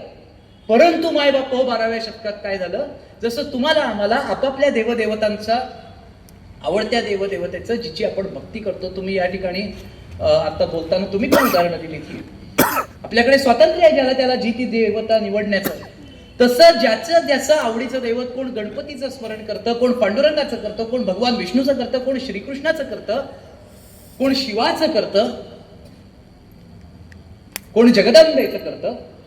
तसा एक विठ्ठल भक्त होता. विठ्ठल विठ्ठल विठ्ठल विठ्ठल विठ्ठल विठ्ठल करत पंढरपूरच्या विठोबाला त्या ठिकाणी यायचा. त्यावेळेच्या जातीपातीत विभागलेल्या समाजाच्या काही अत्यंत विकृत बेड्या होत्या, काही रूढी होत्या. त्या रूढी या महान विठ्ठल भक्ताला पांडुरंगाचं दर्शन सुद्धा घेऊ देत नव्हत्या. आता आपण बसलो, तुम्ही जर गांधी साहेब मागे पाहिलं, भागवत साहेब मागे पाहिलं, ताई मागे पाहिलं, तर आपली सावली त्या पडद्यावर पडली आहे बघा. अशी सावली त्या विठ्ठल भक्ताची पांडुरंगाच्या देवळाच्या भिंतीवर पडली, म्हणून त्यावेळी त्यांना मारहाण झाली. त्यांचं नाव चोखामेळा. पाठीवरती रक्त फुटेपर्यंत वळ उठले.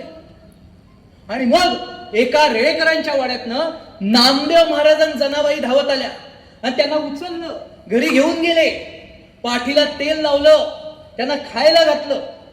संत चोखामेळा आयुष्यभर केवळ विठ्ठल विठ्ठल विठ्ठल विठ्ठल विठ्ठल विठ्ठल म्हणत होते.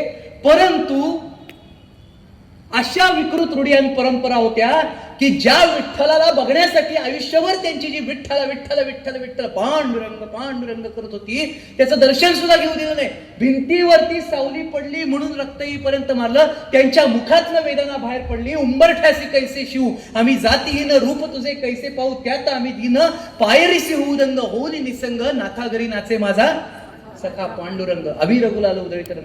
आता शास्त्रीय संगीताच्या मैफिलीमध्ये हे अभंग टाळ मिळवण्यासाठी वाजवला जातो, परंतु परिस्थिती गेली. पण ही वेदना आहे. नाथ म्हणजे नामदेव महाराज, कारण त्या नामदेव महाराजांनी मला सांभाळलं म्हणून चोखामेळा म्हटले. नाथा घरी नाचे माझा सखा पांडुरंग. तो मला त्याच्या माझ्या मालकाच्या घरी बघायला मिळेल पंढरीचा, तो आत उंबरठ्याच्या इथं जाऊ पण देत नाहीये. काय झालं? हे उदाहरण का सांगितलं? इथं उदाहरण समाप्ती नाहीये. चोखोबारायांसारख्या माणसाची अशी अवस्था आहे. अनेक वर्ष निघून गेली मंडळी. भागवत साहेब 80 वर्ष गेली या सगळ्या. 80 वर्षाचे एक सद्गृहस्थ संत, महात्मा म्हणजे महात्मा. त्याच्यामध्ये 12व्या शतकामध्ये 3 वेळा भारत भ्रमंती केली होती. इथे दिसते ना भारत माता, हिमालयाच्या शिखरापासून रामेश्वर सेतू बंधापर्यंत पसरलेला अखंड भारत. 3 वेळा देशाची परिक्रमा केली, 26 भाषा शिकल्या. असा एक महात्मा होता, त्यांचं नाव आहे संत शिरोमणी नामदेव महाराज. 80 वर्षाचे होते त्यावेळी. आणि त्यावेळी नामदेव महाराजांना जाणवायला लागलं की या देशावर येणारी जी आक्रमण आहे ही खैबर खिंड मार्गे येत आहे. म्हणून नामदेव महाराजांनी 80व्या वर्षी परत पंढरपूर सोडलं. एवढी दाढी वाढली आहे पांढरी आणि थकलेत आणि तिकडे गेले. पुन्हा कुठल्या बाजूला गेले माहितीये तुम्हाला?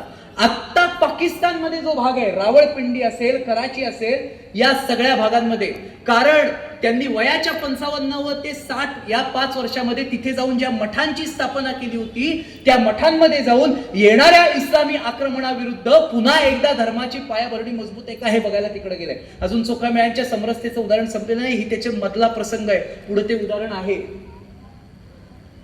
गेले तिकडे. नामदेव महाराजांचं कार्य इतकं मोठं आहे माय बापू हो. आपण जे हिंदू समाज नामदेव महाराज म्हणजे प्रचारक, त्यांच्यासारखा उत्तम प्रचारक नाही. ज्या ज्या भागात गेले त्या त्या भागामध्ये मठांची स्थापना केली. 392 मठ स्थापन केले उभ्या भारतात. हिमालयाच्या शिखरापासून रामेश्वर सेतुबंधापर्यंत फाळणी झाली. आत्ताच्या काळातलं सांगतोय, त्या काळात तर तिकडनं इस्लामी आक्रमण भरपूर आली, ती सगळे मोहम्मद बिन कासिम बिसिम सगळे तिकडनंच आलेत. परंतु आज जर उदाहरण द्यायचं झालं तर रावळपिंडी आणि त्याच्या आसपास आजही तुम्ही बघा, मी तुम्हाला उदाहरण देऊ शकतो. आमची नामदेव महाराजांवर सगळ्यात जास्त मी वाचलंय, म्हणजे इतरांपेक्षा नाही, मी कशावर जास्त वाचलंय ते सांगितलं तुम्हाला. आजही पाकिस्तानात हिंदू समाज रावळपिंडीमध्ये आणि इतर ठिकाणी जो राहतो त्याच्या आसपास जर 100 फुटांवर पाहिलं तर नामदेव महाराजांनी त्या काळात स्थापन केलेल्या मठांचे अवशेष तुम्हाला सापडतील, ती देवळं सापडतील. कारण नामदेव महाराजांना माहिती होतं, आपण आज इथं येऊन आपल्या हिंदू बांधवांच्या मनामध्ये जर धार्मिक अस्मिता निर्माण नाही केली तर येणारा लोंढा याच बाजून येतोय इस्लामी आक्रमणांचा, हे सगळं नष्ट होईल. आजही रावळपिंडीत तुम्ही जा, एक भाग असा आहे, त्या भागामध्ये मोजून 27 घरं आहेत आणि त्या 27 घरांच्या मधोमध काय असेल तर नामदेव महाराजांनी उभा केलेला त्यावेळेचा मठ आहे, लक्षात घ्या. म्हणून आज जरी तो भाग पाकिस्तानात असला तरी नामदेव महाराजांनी निर्माण केलेले संस्कार असे त्या ठिकाणी आपल्याकडे म्हण आहे. सुंभ जळाला तरी भक्तीचा पेळ निर्माण केलाय तिकडे जाऊ. आणि 80व्या वर्षी भारत परिक्रमा करून परत आले आणि परत आल्यावर त्यांना पंढरपुरात बातमी कळली, मंगळवेढ्याचं कूस कोसळलं आणि त्याच्या खाली कूस बांधणारे जे मजूर होते ते धडा धडा धडा धडा गाडले गेले आणि गतप्राण झाले. किती दिवस झाले? 21 दिवस झाले म्हटले. तेव्हा कुठं व्हॉट्सअप पण काय होतं? 21 दिवस झाले. नामदेव महाराजांना शंका आली, चोखोबाराय कुठे आहे? आणि त्यांना कळलं, चोखामेळांनाही धरून दिलं होतं कूस बांधायला. निघाले घरनं, कारण त्या पडलेल्या प्रेतांमध्ये कुठंतरी चोखोबाराय होते. अवघा रंग एक झाला रंगी रंगला श्रीरंग, जे आपण ऐकतो ना, ते चोखामेळ्यांच्या पत्नीने लिहिलंय. म्हणे चोखायाची महाराणी तिचे शब्द आहेत. अख्खं विठ्ठल भक्तीत रंगलेलं कुटुंब, चोखामेळा कुठे आहेत? तर त्या मातीच्या ढिगाऱ्याखाली गाडली गेलेली सडलेली जी प्रेत आहेत, जी हाडं दिसत आहेत, तिथे शोधायचं कसं? नामदेव महाराजांनी पांडुरंगाला प्रार्थना केली. एकमेव संत होता पांडुरंगाशी भांडायचा. डोकं फोडलं नैवेद्य खाण्यासाठी. मग आता ह्या सगळ्यांना मी याच्यातनं शिवचरित्राकडे जाणार आहे, शेवटचे 2-4 प्रसंग सांगायला. परंतु डोकं फोडलं. जेवणासाठी पांडुरंगावर भांडलेला माणूस म्हणजे नामदेव महाराज. नामेने देवालाही पूजिला देवा, नामे हाती जेवाला, हाती घेऊन नैवेद्याचे ताट, हट्ट धरून उभा राय दिटा, आयशा भक्तासाठी देव हा नमिला, देव नामे हाती जेवा. बालपणीची भक्ती आवडी, ठाऊक नाही कुठली लबाडी, जनी म्हणे देव नामे असे भेटला, देव नामे हाती जेवला. पांडुरंगाला विनंती केली, हे माय बाबा पांडुरंग परमात्म्या, अरे माझा चोखोबा राया कुठे? त्याला ओळखायचं तरी कसं? त्याचं शेवटचं दर्शन घ्यायचं कसं? पांडुरंगाने सांगितलं. चमत्कार, साक्षात्कार ह्या सगळ्यापेक्षा ह्याचा भावार्थ खूप महत्वाचा आहे. पांडुरंगाने सांगितलं, ज्या अस्थींमधनं पांडुरंग पांडुरंग विठ्ठल विठ्ठल असा आवाज ऐकू येईल, त्या चोखोबारायाच्या असते. आता ह्या नामदेव महाराजांनी उचलायच्या. त्यावेळेच्या व्यवस्थेला हे मान्य नव्हतं. असलं काय? नामदेव महाराज गेले आणि ज्या अस्थींमधनं विठ्ठल विठ्ठल विठ्ठल विठ्ठल असा आवाज ऐकत होत्या, त्या अस्थी अशा छातीशी कवटाळल्या आणि पंढरपुरात आले. तोपर्यंत नामदेव महाराज ही मोठी अस्थी झाली होती भारतभरातली. नामदेव महाराजांचा ऐकणार नाही असा मायका लाल पंढरपूरमध्ये पैदा नव्हता झाला. नामदेव महाराजांनी चोखोबारायाच्या अस्थी चंद्रभागेच्या वाळवंटामध्ये नेल्या, तिथं कीर्तन केलं आणि काय चंद्रभागेत सोडल्या? बिलकुल नाही. माझ्या धर्माचा प्रचार करणारा माणूस आहे, माझ्या पांडुरंगाच्या भक्तीचा प्रसार करणारा माणूस आहे, याला असं चंद्रभागेत उघडा सोडून देणार नाही मी. नामदेव महाराजांनी त्या अस्थी घेतल्या आणि पांडुरंगाच्या मंदिराबाहेर ज्या भिंतीवर मारहाण झाली, सावली पडली म्हणून, तिथंच त्यांनी त्या ठिकाणी खड्डा केला आणि चोखोबरायाच्या अस्थींना समाधी दिली. आज मायबापा मंडळी माझ्यावर पंढरपुरात चला, मंदिराच्या बाहेर पहिली नामदेव पायरी आहे. ही आपली विष्णूची समिती आणि पेरुमलेश्वराचं मंदिर होतं, तिथं हे पाडलंय. महाराज म्हटले असं काय, मी चाललोय दक्षिणेत, आता हे जे उभं आहे ना हा ढाचा बिचा हे पाडून टाकायचं आणि मी परत येईपर्यंत इथं मोठं मंदिर उभं करायचं. मी परत आल्यावर इथं देवाची प्राणप्रतिष्ठा माझ्या हातून करतो म्हटले. शिवाजी महाराजांनी ऑर्डर दिली. महाराज गेले दक्षिणेत, मग ते कुतुबशाहची भेट झाली, श्रीशैलम पर्यंत गेले. पुढं शिवाजी महाराज तिरुपती बालाजीच्या इथे राहिले, प्रदेश जिंकला आणि ज्यावेळी परत आले त्यावेळी इकडे काय झालं होतं माहितीये, छत्रपती शिवाजी महाराजांच्या रायगडाधीश छत्रपती शिवाजी महाराजांच्या आदेशानं हिंदू मंदिरं पाडून त्याच्यावर जे उभं राहिलेलं आक्रमण होतं, अतिक्रमण होतं, ते उद्ध्वस्त केलं होतं मराठ्यांनी, मावळ्यांनी, आणि त्याच्या जागी मंदिरं उभी केली होती. महाराज आले, अत्यंत सुयोग्य मुहूर्ताचा दिवस निवडला. तो मुहूर्त आपल्याला सगळ्यांना चांगला माहिती आहे, आपल्या धर्माची परंपरा आहे, वारकरी परंपरा आहे, गावागावातली परंपरा आहे. मायबाप हो, नवरात्र झालं की येते कोजागिरी पौर्णिमा आणि कोजागिरी पौर्णिमा ते त्रिपुरारी पौर्णिमा काकड आरती चालते, बरोबर आहे हो की नाही? ही काकड आरती संपते कधी? त्रिपुरारी पौर्णिमेला. त्या त्रिपुरारी पौर्णिमेच्या आपण दीपोत्सव करतो सारेजण, त्रिपुरारीला गडावरही आपल्या ठिकाणी त्या ठिकाणी दीपोत्सव होतो. त्रिपुरारीच्या दिवशी महाराज समेती पेरुमलाला देवतांची पुनर्स्थापना करणार होते. अवघा प्रदेश सजला, इतिहासात नोंद आहे, 1.5 लाख दिव्यांनी तो प्रदेश सजवला. गाई वासरं आणली, ती दान केली, उत्सव झाला.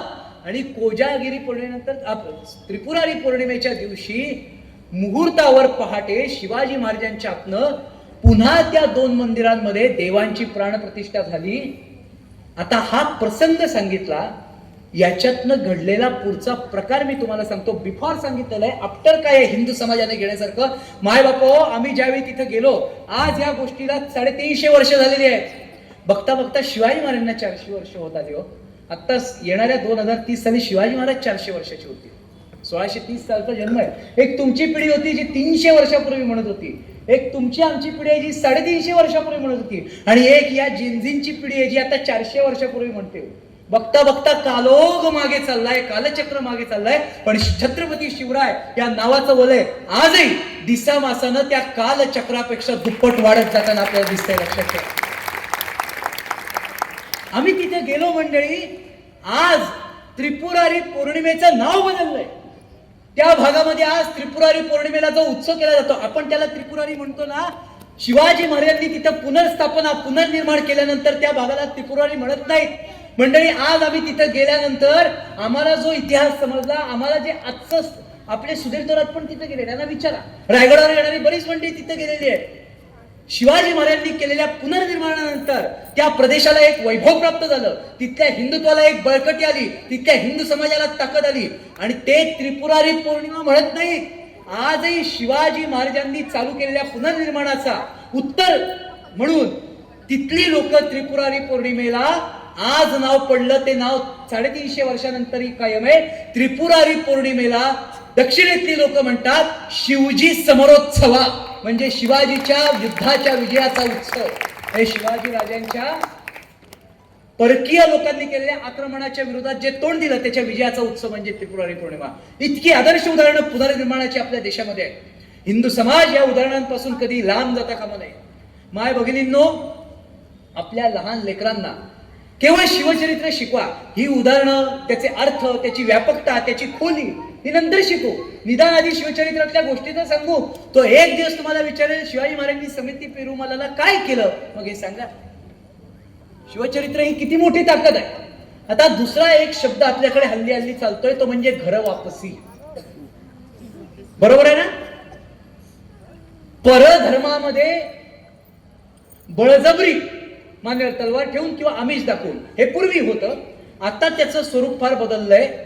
हिंदू धर्मातली गरीब घरं, आदिवासी कुटुंबातली, भिल्ल कुटुंबातली, ठाकरवाडीतली, आमच्याकडे या 194 विधानसभा मतदारसंघात महाड, माडगाव, पोलादपूर, रवळजाच्या घाटापासून चालू जो मतदारसंघ होतो तो या अगदी पोलादपूर घाटापासून इकडं तामिनी घाटापर्यंत किती वाड्या आहेत, किती वस्त्या आहेत, मला तोंडपाट आहेत, किती डोंगर आहेत. परंतु या मतदारसंघामध्ये आजही आदिवासी समाज आहे, आजही भिल्ल समाज आहे, आजही महादेवकोळी समाज आहे तिकडे पोलादपूरच्या बाजूला. या सगळ्या लोकांना आरोग्याची समस्या फार आहे आणि या आरोग्याच्या समस्येवरती त्यांना हेरायचं, त्यांना मोठं प्रलोभन दाखवायचं, पैशाचं आमिष दाखवायचं, वैद्यकीय सेवा पुरवायच्या आणि हळूहळू हळूहळू त्यांना त्या प्रभावात नेऊन त्यांना कन्वर्ट करायचं आणि त्यांचं ख्रिश्चन धर्मांतरण करायचं. हे चालू आहे की नाही? आम्ही त्याच्यावर काम केलंय बरेच वर्ष आणि हे केवळ आपल्या रायगड जिल्ह्यात आणि आपल्या मतदारसंघात चालू आहे असं नाहीये. जिथे जिथे या वस्त्यात, मग अगदी आमचं पालघर घ्या, बोर्डी पासून खाली गोमांतकापर्यंत हे सगळीकडे सर्रास चालू आहे. आणि मग अशी जी कुटुंब गेलेली आहे त्यांना पुन्हा एकदा आपल्या धर्माचं महात्म्य आणि महत्व, महात्म्य आणि महत्व दोन वेगळे शब्द आहेत, महात्म्य आणि महत्व दोन्ही समजून सांगून पटवून देऊन त्यांना सहकार्य करून पुन्हा आपल्याकडे घ्यायचं. यात काही चूक नाहीये, यात काही पाप नाहीये, यात काही कोणी वेगळं करतोय असं नाहीये. हे आम्हाला शिवाजी महाराजांनी दिलेला आदर्श आहे, तो मी तुम्हाला सांगतो. आता ते पुरंदरच्या तहाचं एक छोटीशी भानगड झाली महाराजांच्या आयुष्यामध्ये आणि स्वराज्याचे सरनोबत ज्यांना प्रति शिवाजी नेतोजीराव पालकर म्हटलं जायचं, यांचं महाराजांचं त्या ठिकाणी गणित बिघडलं. महाराज त्यांना म्हटले समयास कैसे पावलं नाही, वेळेला पावणं फार महत्वाचं, वेळ महत्वाची. संघानं वेळ आजपर्यंत शिकवली, बाकी काही नाही शिकवली. नेताजी पालकर उशिरा पोचले, महाराज चिडले आणि साहजिक आहे 400 मराठ्यांचा मुर्दा पडला होता पन्हाळगडच्या पायथ्याला. समयास कैसे पावलं नाही, तुम्ही काही करा पण वेळेला हजर असणं गरजेचं. आमच्या सावता महाराजांचा फार सुंदर अभंग आहे, समयासी सादर व्हावे देव ठेविलं तैसर. आपल्या मराठी भाषेतल्या अनेक म्हणी आहेत, आपल्याला माहित पण नसतं की ते अभंग आहे. आपण म्हणून जातो पटकन आले देवाजीच्या मना, बरोबर. जो अभंग आहे आले देवाजीच्या मना तेथे कुणाचे चालेना, हरिश्चंद्र तारा आणि वाय डोंबा घरी पाणी, पांडवांचा सहाय्यकारी केले राज्यावरील दुरी, तुका म्हणे उभे राहावे जे जे होईल तेथे पाहावे. समयासी सादर व्हावे ही म्हण आहे ना, अभंग आहे. समयासी सादर व्हावे देव ठेविले तैसे राहावे, कोणे दिवशी बसून हत्तीवर, कोणे दिवशी पालकी सुभेदार, कोणे दिवशी पायीचा चाकर चालत जावे, परंतु समयासी सादर व्हावे. शेवट फार सुंदर. कोणे दिवशी होईल सद्गुरूची कृपा, कोणे दिवशी चुकेल जन्म मरण खेपा, कोणे दिवशी सावत्याच्या बापा दर्शन द्यावे, समयासी सादर व्हावे. समयास कैसे पावला नाही तसं छत्रपती शिवाजी महाराज नेताजी गेले. महाराज आग्र्याला गेले, आग्र्यावरून सुटले आले, माझ्या हातून शिवाजी निसटला कसा. औरंगजेबाची इकडे चिडचिड चालली आणि त्याने मिर्झाराजा जयसिंगला ऑर्डर दिली, तुझ्याकडे तो प्रति शिवाजी ना त्याच्या पायात साखरदंड घाल आणि त्याला पाठवून दे इकडं. स्वतःचा सेनापती पकडला गेला म्हटल्यावर शिवाजी नाक मुठीत धरून शरणी. नेताजी पालकरांना नेलं. शिवाजी महाराज कोण आहे त्याला ते आयरेगरे वाटले, काय आपण सांगू तसे शिवाजी महाराज वागतील. औरंगजेब काय, त्याच्या पुढच्या 7 मोगलांच्या पिढ्यांना सुद्धा शिवाजी हा शब्द कळायला 300 वर्ष जन्म घ्यावा लागेल तरी सुद्धा कळणार नाही, इतकी महती छत्रपती शिवाजी महाराज यांची आहे. महाराज कुठले झुकतायत आणि नमतायत. तिकडं नेताजी पालकरांना नेलं आणि औरंगजेबानं भानगड केली की औरंगजेब म्हटला या नेताजीला मुसलमान करा. आता ह्याच्यात मी माझ्या मनाचं कुठं काय सांगतोय, हा इतिहास आहे. ज्यांना कुणाला याचे जबाब विचारायचे त्यांनी शिवेंद्र महाराजांना, उदयन महाराजांना जाऊन विचारावे, त्यांच्याकडे उरले काय ते सगळे. नेताजी पालकरला मानेवर तलवार ठेवून छातीत भाला घालून मुसलमान केलं. तुम्हाला सांगतो अतिशय वाईट आणि काळा दिवस स्वराज्याचा. प्रति शिवाजी सरनोबत नेताजीराव पालकरांचा मोहम्मद कुली खान झाला. काळ कुणासाठी थांबत नाही. आता औरंगजेब त्याच्या पुढचा. औरंगजेब म्हटलं ह्याला जर परत दक्षिणेत पाठवलं तर हा पुन्हा जाईल. त्यांनी नेताजी पालकर म्हणजे मोहम्मद कुली खानाला काबुल कंदारला पाठवून दिलं. वर्ष निघून गेली. इकडे पुरंदरचा तह तुटला. शिवाजी महाराज पुन्हा लढायला लागले. गेलेलं सगळं साम्राज्य स्वराज्य अवघ्या 1.5 वर्षाच्या अंतरात परत मिळवलं. बदल काय झाला, शिवाजी महाराजांना रोखायला जाईल असा सरदार उरला नाही. जेवढे आले तेवढ्यांनी मार खाल्ला. या सह्याद्रीच्या दऱ्याखोऱ्या त्याची साक्ष देते. आणि एक दिवस औरंगजेबाला वाटलं या शिवाजी राजांची घोडदौड थांबवायला आपण दिलेर खानाला पाठवू आणि त्याच्यासोबत एक माणूस पाठवू. आता 8 वर्ष झाली या घटनेला. आता तो आपल्यात रोळलाय. बोलवा त्या मोहम्मद कुली खानाला. आणि या मोहम्मद कुली खानाला त्या शिवाजीच्या दक्षिणेतला सह्याद्रीचा परिसर माहिती आहे. मग तो तिथे यशस्वी होईल. आणि मोहम्मद कुली खान आणि दिलेर खान स्वराज्यावर चालून आले. पण मायबाप हो मंडळी, तुम्ही जर कधी या तामिनी घाटात, तुम्ही जर कधी कोलाड पास केलं तर पलीकडच्या बल्लाळेश्वरकडे जाणाऱ्या घाटामध्ये, इकडे पोलादपूरच्या घाटामध्ये, तिकडे कुडपणच्या बाजूला, या मुंबई गोवा हायवेवरनं जर सरळ गेला, या सह्याद्रीची जादू अशी आहे ना, तुम्हाला तिथं परत परत यावंसं वाटतं. शहरातली लोक बघा आमच्या इकडे पुण्या मुंबईकडची, पिंपरी चिंचवडकडची, तुम्हाला शुक्रवार शनिवार इकडे सगळे MH12 MH14 दिसत असेल. ते काय येतात, कशासाठी येतात हे जरी असतं तरी कोकणात येतात. आता तो तुमचा प्रश्न आहे.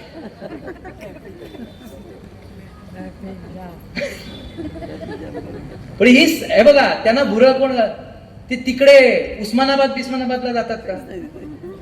जिथं सह्याद्री आहे तिथं आहे. सह्याद्री म्हणजे निसर्ग सौंदर्य. आम्ही काय म्हणतो, हिमालयाला भव्यता आहे, पण सह्याद्रीला आत्मीयता आहे, लक्षात ठेवा. तो सह्याद्री आपल्याला लागेल. भव्य हिमालय तुमचा आमचा, केवळ माझा सह्यकडा, गौरी शंकर उभ्या जगाचा, पण मनात पूजिन रायगडा, असे सुंदर शब्द वसंत वागताना लक्षात. आणि म्हणून ते आला मोहम्मद कुली खान आणि दिसला सह्याद्री, गळपटलं.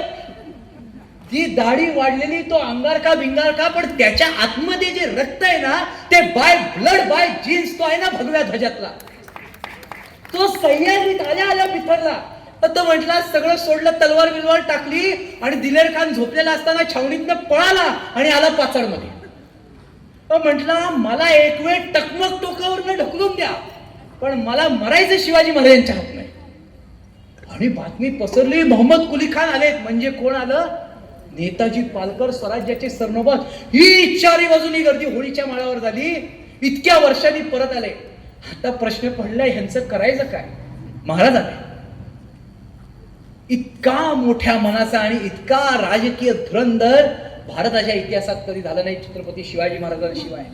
महाराज म्हटले, नेताजीराव आपले आहेत, त्यास आपले करून घेणे. ते काय विधी आहेत ते तुम्ही गोंधळ घाला. त्याला पुन्हा घ्यायचंय का शुद्ध करून, त्याच्या शुद्धीकरणाच्या विधीला मी स्वतः बसतो म्हटले. आणि तुम्हाला सांगतो, सगळी पंडित मंडळी त्यांनी बसवली. ते पंडितराव दानाध्यक्ष वगैरे हे सगळी मंडळी बसली तिथं. आणि दिवस ठरला, मोहम्मद कुली खानाचं शुद्धीकरण करायचं आणि त्यांना पुन्हा नेताजी पालकर करून घ्यायचं. किल्ले रायगडावरती तो परमपवित्र विधी झाला. रायगड फार मोठमोठ्या गोष्टींचा साक्षीदार आहे, लक्षात ठेवा.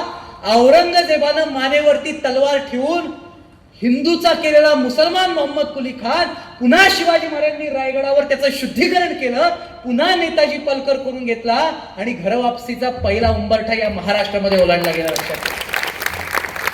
मी कायम सांगतो, हिंदुत्व बळकट करण्यासाठी काय कुठे बघायची गरज नाहीये. केवळ शिवचरित्र हे आपल्यासाठी बास आहेत.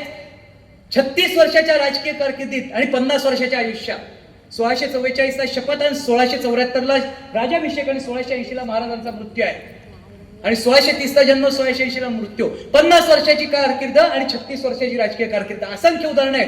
शिवचरित्र जर का वाचलं, शिवचरित्र फोडून पाहिलं, तर हिंदुत्व हिंदुत्व हिंदुत्व हे एकमेव तत्व आपल्याला त्या शिवचरित्रातनं दिसल्याशिवाय राहत नाही, लक्षात ठेवा. मी कायम सांगतो, जिथं जाईल तिथे जिथे जिथे हे उदाहरण देतो ना, की अफजल खानाचं पोट पाडलं हा आदिलशहाचा पराभव आहे. शाहिस्ते खानाची बोटं तोडली हा मोगलांच्या 80,000 फौजेचा पराभव आहे. औरंगजेबाच्या तावडीतनं जिवंतपणी सुखरूप सुटून आले हा औरंगजेबाच्या सुरक्षेचा पराभव आहे. पण हा औरंगजेबाचा राजा म्हणून केलेला पराभव आहे. धर्मांध औरंगजेब जो होता ना, त्या धर्मांध औरंगजेबाचा पराभव शिवाजी महाराजांनी कधी केला माहितीये तुम्हाला? ज्यावेळी किल्ले रायगडावरती नेताजी पालकरांच्या अंगावरनं शुद्धीकरणाचं पाणी रायगडच्या होळीच्या माळावर पडलं आणि नेताजी शुद्ध झाले, त्या दिवशी औरंगजेबाचा धार्मिक पराभव सुद्धा छत्रपती शिवाजी महाराजांनी केला. आणि त्या धार्मिक पराभवाचा साक्षीदार असलेली ही रायगड जिल्ह्याची भूमी आहे. त्या धारा ज्या उघडल्या त्या काळ नदीतनं वाहत आहेत, त्या गांधारी नदीतनं वाहत आहेत. तो पराक्रम वाऱ्यानुसार ह्या प्रत्येक गावाला सांगत गेला, अरे किती धर्मांतर होऊ दे, किती काही होऊ दे, कन्व्हर्शन होऊ दे, आपल्याला परत घेता येतं, आपल्याला घरवापसी करता येते. आपल्या राजानं आपल्याला शिकवलेलं आहे. कागदोपत्री उदाहरण असते. म्हणून संघाच्या शताब्दीच्या वर्षामध्ये ज्यावेळी हिंदू संमेलन होतात त्यावेळी आपले वक्ते येतात, विषय मांडतात, लांब ठिकाणून येतात, आपण टाळ्या वाजवतो, प्रसाद घेतो, घरी जातो, भारत मातेचं पूजन करतो. पण ह्याच्या सगळ्याच्या पलीकडे जाऊन काहीतरी तत्व मूल्य शिकून जी घरी जायची आहेत ना, ती येणाऱ्या काळामध्ये, हे बघा मी काय बोलतो, राजसत्ता येते आणि जाते, राजसत्तेवर कधी अवलंबून राहायचं नाहीये. राजसत्ता येते आणि जाते, पण ती राजसत्ताच्या पलीकडे जी एक धर्मसत्ता असते, ती धर्मसत्ता आपली कायम जिवंत राहणं गरजेचं आहे. शिवाजी महाराजांच्या हातात कुठे राजसत्ता होती, पण शिवाजी महाराजांनी धर्मरक्षणासाठी, राष्ट्र रक्षणासाठी स्वतःची हिंदवी स्वराज्य नावाची राजसत्ता निर्माण केली आणि औरंगजेबाच्या छाताडावर पाय दिला. लक्षात ठेवा, त्यावेळी या देशातला हिंदू समाज जिवंत राहिला. आज राजसत्ता आहे, उद्या असेल, परवा नसेलही, परंतु हा ध्वज भगवा अभिमानानं फडकावा असं वाटत असेल तर प्रभू श्रीरामचंद्राची तत्व, त्याचं सत्व आणि शिवछत्रपतींचं चरित्र आणि चारित्र्य आपल्या प्रत्येक हिंदू बांधवाच्या अंगामध्ये असणं ही काळाची गरज आहे. भविष्यातल्या पुढच्या पिढीला त्याचा इतिहास शिकवणं ही गरज आहे. लव जिहाद असेल, धर्मांतरणं असतील, याच्यावरती जर का 7:30 वाजले की आणि 7:30 वाजले हे ठीक आहे, थांबतोच आहे आता, परंतु मला एक आयुष्यात पहिल्यांदा रायगड जिल्ह्यातनं इतक्या लवकर तामिनी घाट ओलांडून परत जाणार, नाहीतर रात्री 2, 3 कधी कधी आमची ती गाडी आहे ना, विना ड्रायव्हर सुद्धा तिकडनं इकडे येईल, इतक्या वेळात येणं जाणं होतं. पण आत्ताशी 7:30 झाले. तुम्हाला नाही थांबवणार आहे अजून, मी माझं तुम्हाला सांगितलं. बरं झालं एवढा लवकर. मला सकाळी 7ला आमच्या इथं सप्ताह आहे, तिथं पारायण समाप्तीला जायचं. माय बापो, ही रायगडची भूमी, ही आमची जन्मभूमी आहे, आमची करड्यांची. हिंदू संमेलनाच्या निमित्तानं मी खरं तर आज येणार नव्हतो. मी सकाळी एक भाषण केलंय, दुपारी एक महत्वाची बैठक केली, उद्या मला 3 कार्यक्रम आहेत, पण तुमचा फोन आला मला, बरोबर आपण बोललो. रायगड जिल्हा म्हटलं की तिथं कुठल्याच बाबतीत, कुठल्याच तत्वात तडजोड नसते. कारण रायगडची माती तुम्ही जर नुसती अशी बोटाला लावलीत ना, तरी ती तुम्हाला केवळ आणि केवळ स्वधर्म, स्वराज्य, स्वभाषा आणि स्वाभिमान शिकवते. लक्षात ठेवा. म्हणून रायगडच्या मातीत जिल्ह्याच्या कुठेही जितक्या वेळा जाता येईल ती माती संत आमच्या जाऊ दे आता खूप आहे ते. संत पाऊले साजिरी गंगा आली आम्हा घरी, जेथे उडावी रजधुळी तेथे करावी आंघोळी असं म्हटलंय, तशी रायगडची माती आहे. त्यामुळं या मातीमध्ये हिंदू संमेलनात तुम्ही सारे जण आलात, तुम्हाला कळलेलं आहे, लक्षात घ्या. पण तुमच्या पुढच्या पिढीला ही संकट शिकवा आणि संघाच्या शाखेमध्ये आपल्या घरातल्या नवीन पिढीला पाठवा. शाखा लावताना किती जणांनी काय काय त्याग केलाय. माय बापो, हे ते बोलायचं आज व्यासपीठ नाही किंवा वेळ नाही. मी माण खटाव या भागामध्ये तिकडे प्रचाराला असताना एक घर पाहिलंय. त्या घरामध्ये माय बापो, एक उदाहरण देतो आणि थांबतो संघाचं, अगदी शेवटचं. मला त्या घरात उदाहरण बघायला मिळालं. 80 वर्षाचे गृहस्थ होते, पाटील होते ते तेव्हाच्या वेळी, सरपंच होते ते गावाचे. त्यांनी मला सांगितलं संघ का वाढला 100 वर्ष. आता सगळेच मुद्दे बोलले तर एक मुद्दा संघावर बोलतो फक्त आपल्या. त्यावेळी ते गांधी हत्येचं वगैरे प्रकरण झालेलं होतं आणि तो जो भाग आहे सातारा वगैरे, तो पश्चिम महाराष्ट्राचा, तिथं राष्ट्रीय स्वयंसेवक संघ म्हटलं की भयानक भानगड व्हायची. हे सगळ्या जुन्या लोकांना माहिती येते. माझा तर जन्मच नव्हता तेव्हा, मी 94 सालचा आहे, परंतु मला जे आता अनुभवायला मिळालं तेव्हाच सांगतोय. त्या माणसानं मला सांगितलं, असे कान फुटलेले पैलवान, टोपी वारकरी, 3 पट्टीचा तो सदरा, म्हणजे अस्सल पश्चिम महाराष्ट्रीय चेहरा, बैलगाडा शर्यत बिर्यतवाला ते सगळा विषय, असा पंजा राकट. हे बस तुला सांगतो म्हटलं, ऐकतो. तिथं बसलो, त्यानं सांगितलेलं उदाहरण सांगतो तुम्हाला. 80 वर्षाचा म्हातारा संघाविषयी. नंतर गांधी हत्या बित्या झाली आणि एक 17 वर्षाचं तरुण पोरग गावात आलं म्हटले. त्यावेळी मी सरपंच होतो. बर, काय असेल तो कालावधी मला माहित नाही, तेव्हाच डिटेल त्यांनी सांगितलेली घटना सांगतो. म्हटले त्या पोराने तो समोरचा पार दाखवला, तिथं गावात पार आहे, मी पण तिथं गेलेलो होतो. त्यानं येऊन विचारलं सरपंच कोण आहे, म्हणे आम्ही आहे. म्हटलं मला शाखा लावायची. बोमला म्हणतो, तू आत्ता आलायस तसा परत जा, नाही तर तुझा मुर्दा पडेल. नाही म्हटले, मी परत जाणार नाही, मी इथं बसतो, शाखा कुठे लावायची बघतो. तो म्हणजे माणूस म्हटला, मी निघून गेलो, साताऱ्यात गेलो, तालुक्याला गेलो, कामं असतील ती केली, परत आलो. रात्री तो मुलगा त्या पाराखाली बसला होता. कोणी त्याला विचारे ना, बरं तो कुणाला सांगे ना कशासाठी आलोय, सांगितलं तर तिथं आहे मारहाण सगळं. दुसऱ्या दिवशी त्याला सकाळी बोलवला, अरे जा, हे बघ म्हटले, हे तालुक्याला चालले, त्या गाडीत बस आणि जा पुढं. येऊ नको इथं, परत भानगड होईल सगळी. 3 दिवस तो मुलगा त्या झाडाखाली बसत होता. खायचा काय? गावात मारुत होता, त्या मारुतीला लोक नारळ फोडायची, तो नारळ खायचा आणि विहिरीतलं पाणी काढून घ्यायचं. त्याच्यानंतर एक दिवस हा माणूस पुण्याला गेला. पुण्यावरून परत आला तरी तो मुलगा त्या झाडाखाली रोज सकाळी आंघोळ करायचा, तिथं बसायचा, ते नारळ बिरळ काय मारुतीचा नैवेद्य असेल तो खायचा. त्यानं बोलवलं, तुला काय करायचंय सांग, मला इथं शाखा लावायची, तेवढं सोडून बाकी सगळं सांग. तो म्हटला, हे बघा, मला ज्यांनी इथं पाठवलंय आणि जे करायला पाठवलंय ते मी इथे करू शकत नाही असं मी जाऊन त्यांना सांगणार नाही, आणि मी इथं शाखा लावू शकत नाही किंवा मला इथं शाखा लावायची हे मी तुम्हाला सांगू शकत नाही. त्यामुळे माझं जे काय व्हायचं ते इथंच या पारावर होऊ दे, मला तुम्ही मागे पाठवू नका, बस एवढे माझ्यावर उपकार करा. त्या माणसाने सांगितलं, बरं बाबा ऐक, इकडे ये, इथं थांब घरात, हे आमचं खळ आहे, खळ म्हणतात अंगण, या खळ्यात तुला काय खेळायचं ते खेळ, तुला काय करायचं ते कर, हे दार लावून करायचं, आणि माझी 2 पोरं तुझ्यासोबत देतो. तुला काय शाखा लावायची ती इथं लाव माझ्या अंगणात, पण बाहेर जाऊन हे करू नको. दुसऱ्या दिवशी त्या सरपंचाच्या 2 पोरांना घेऊन त्यांनी शाखा लावली, अंगणात दरवाजा बंद करून.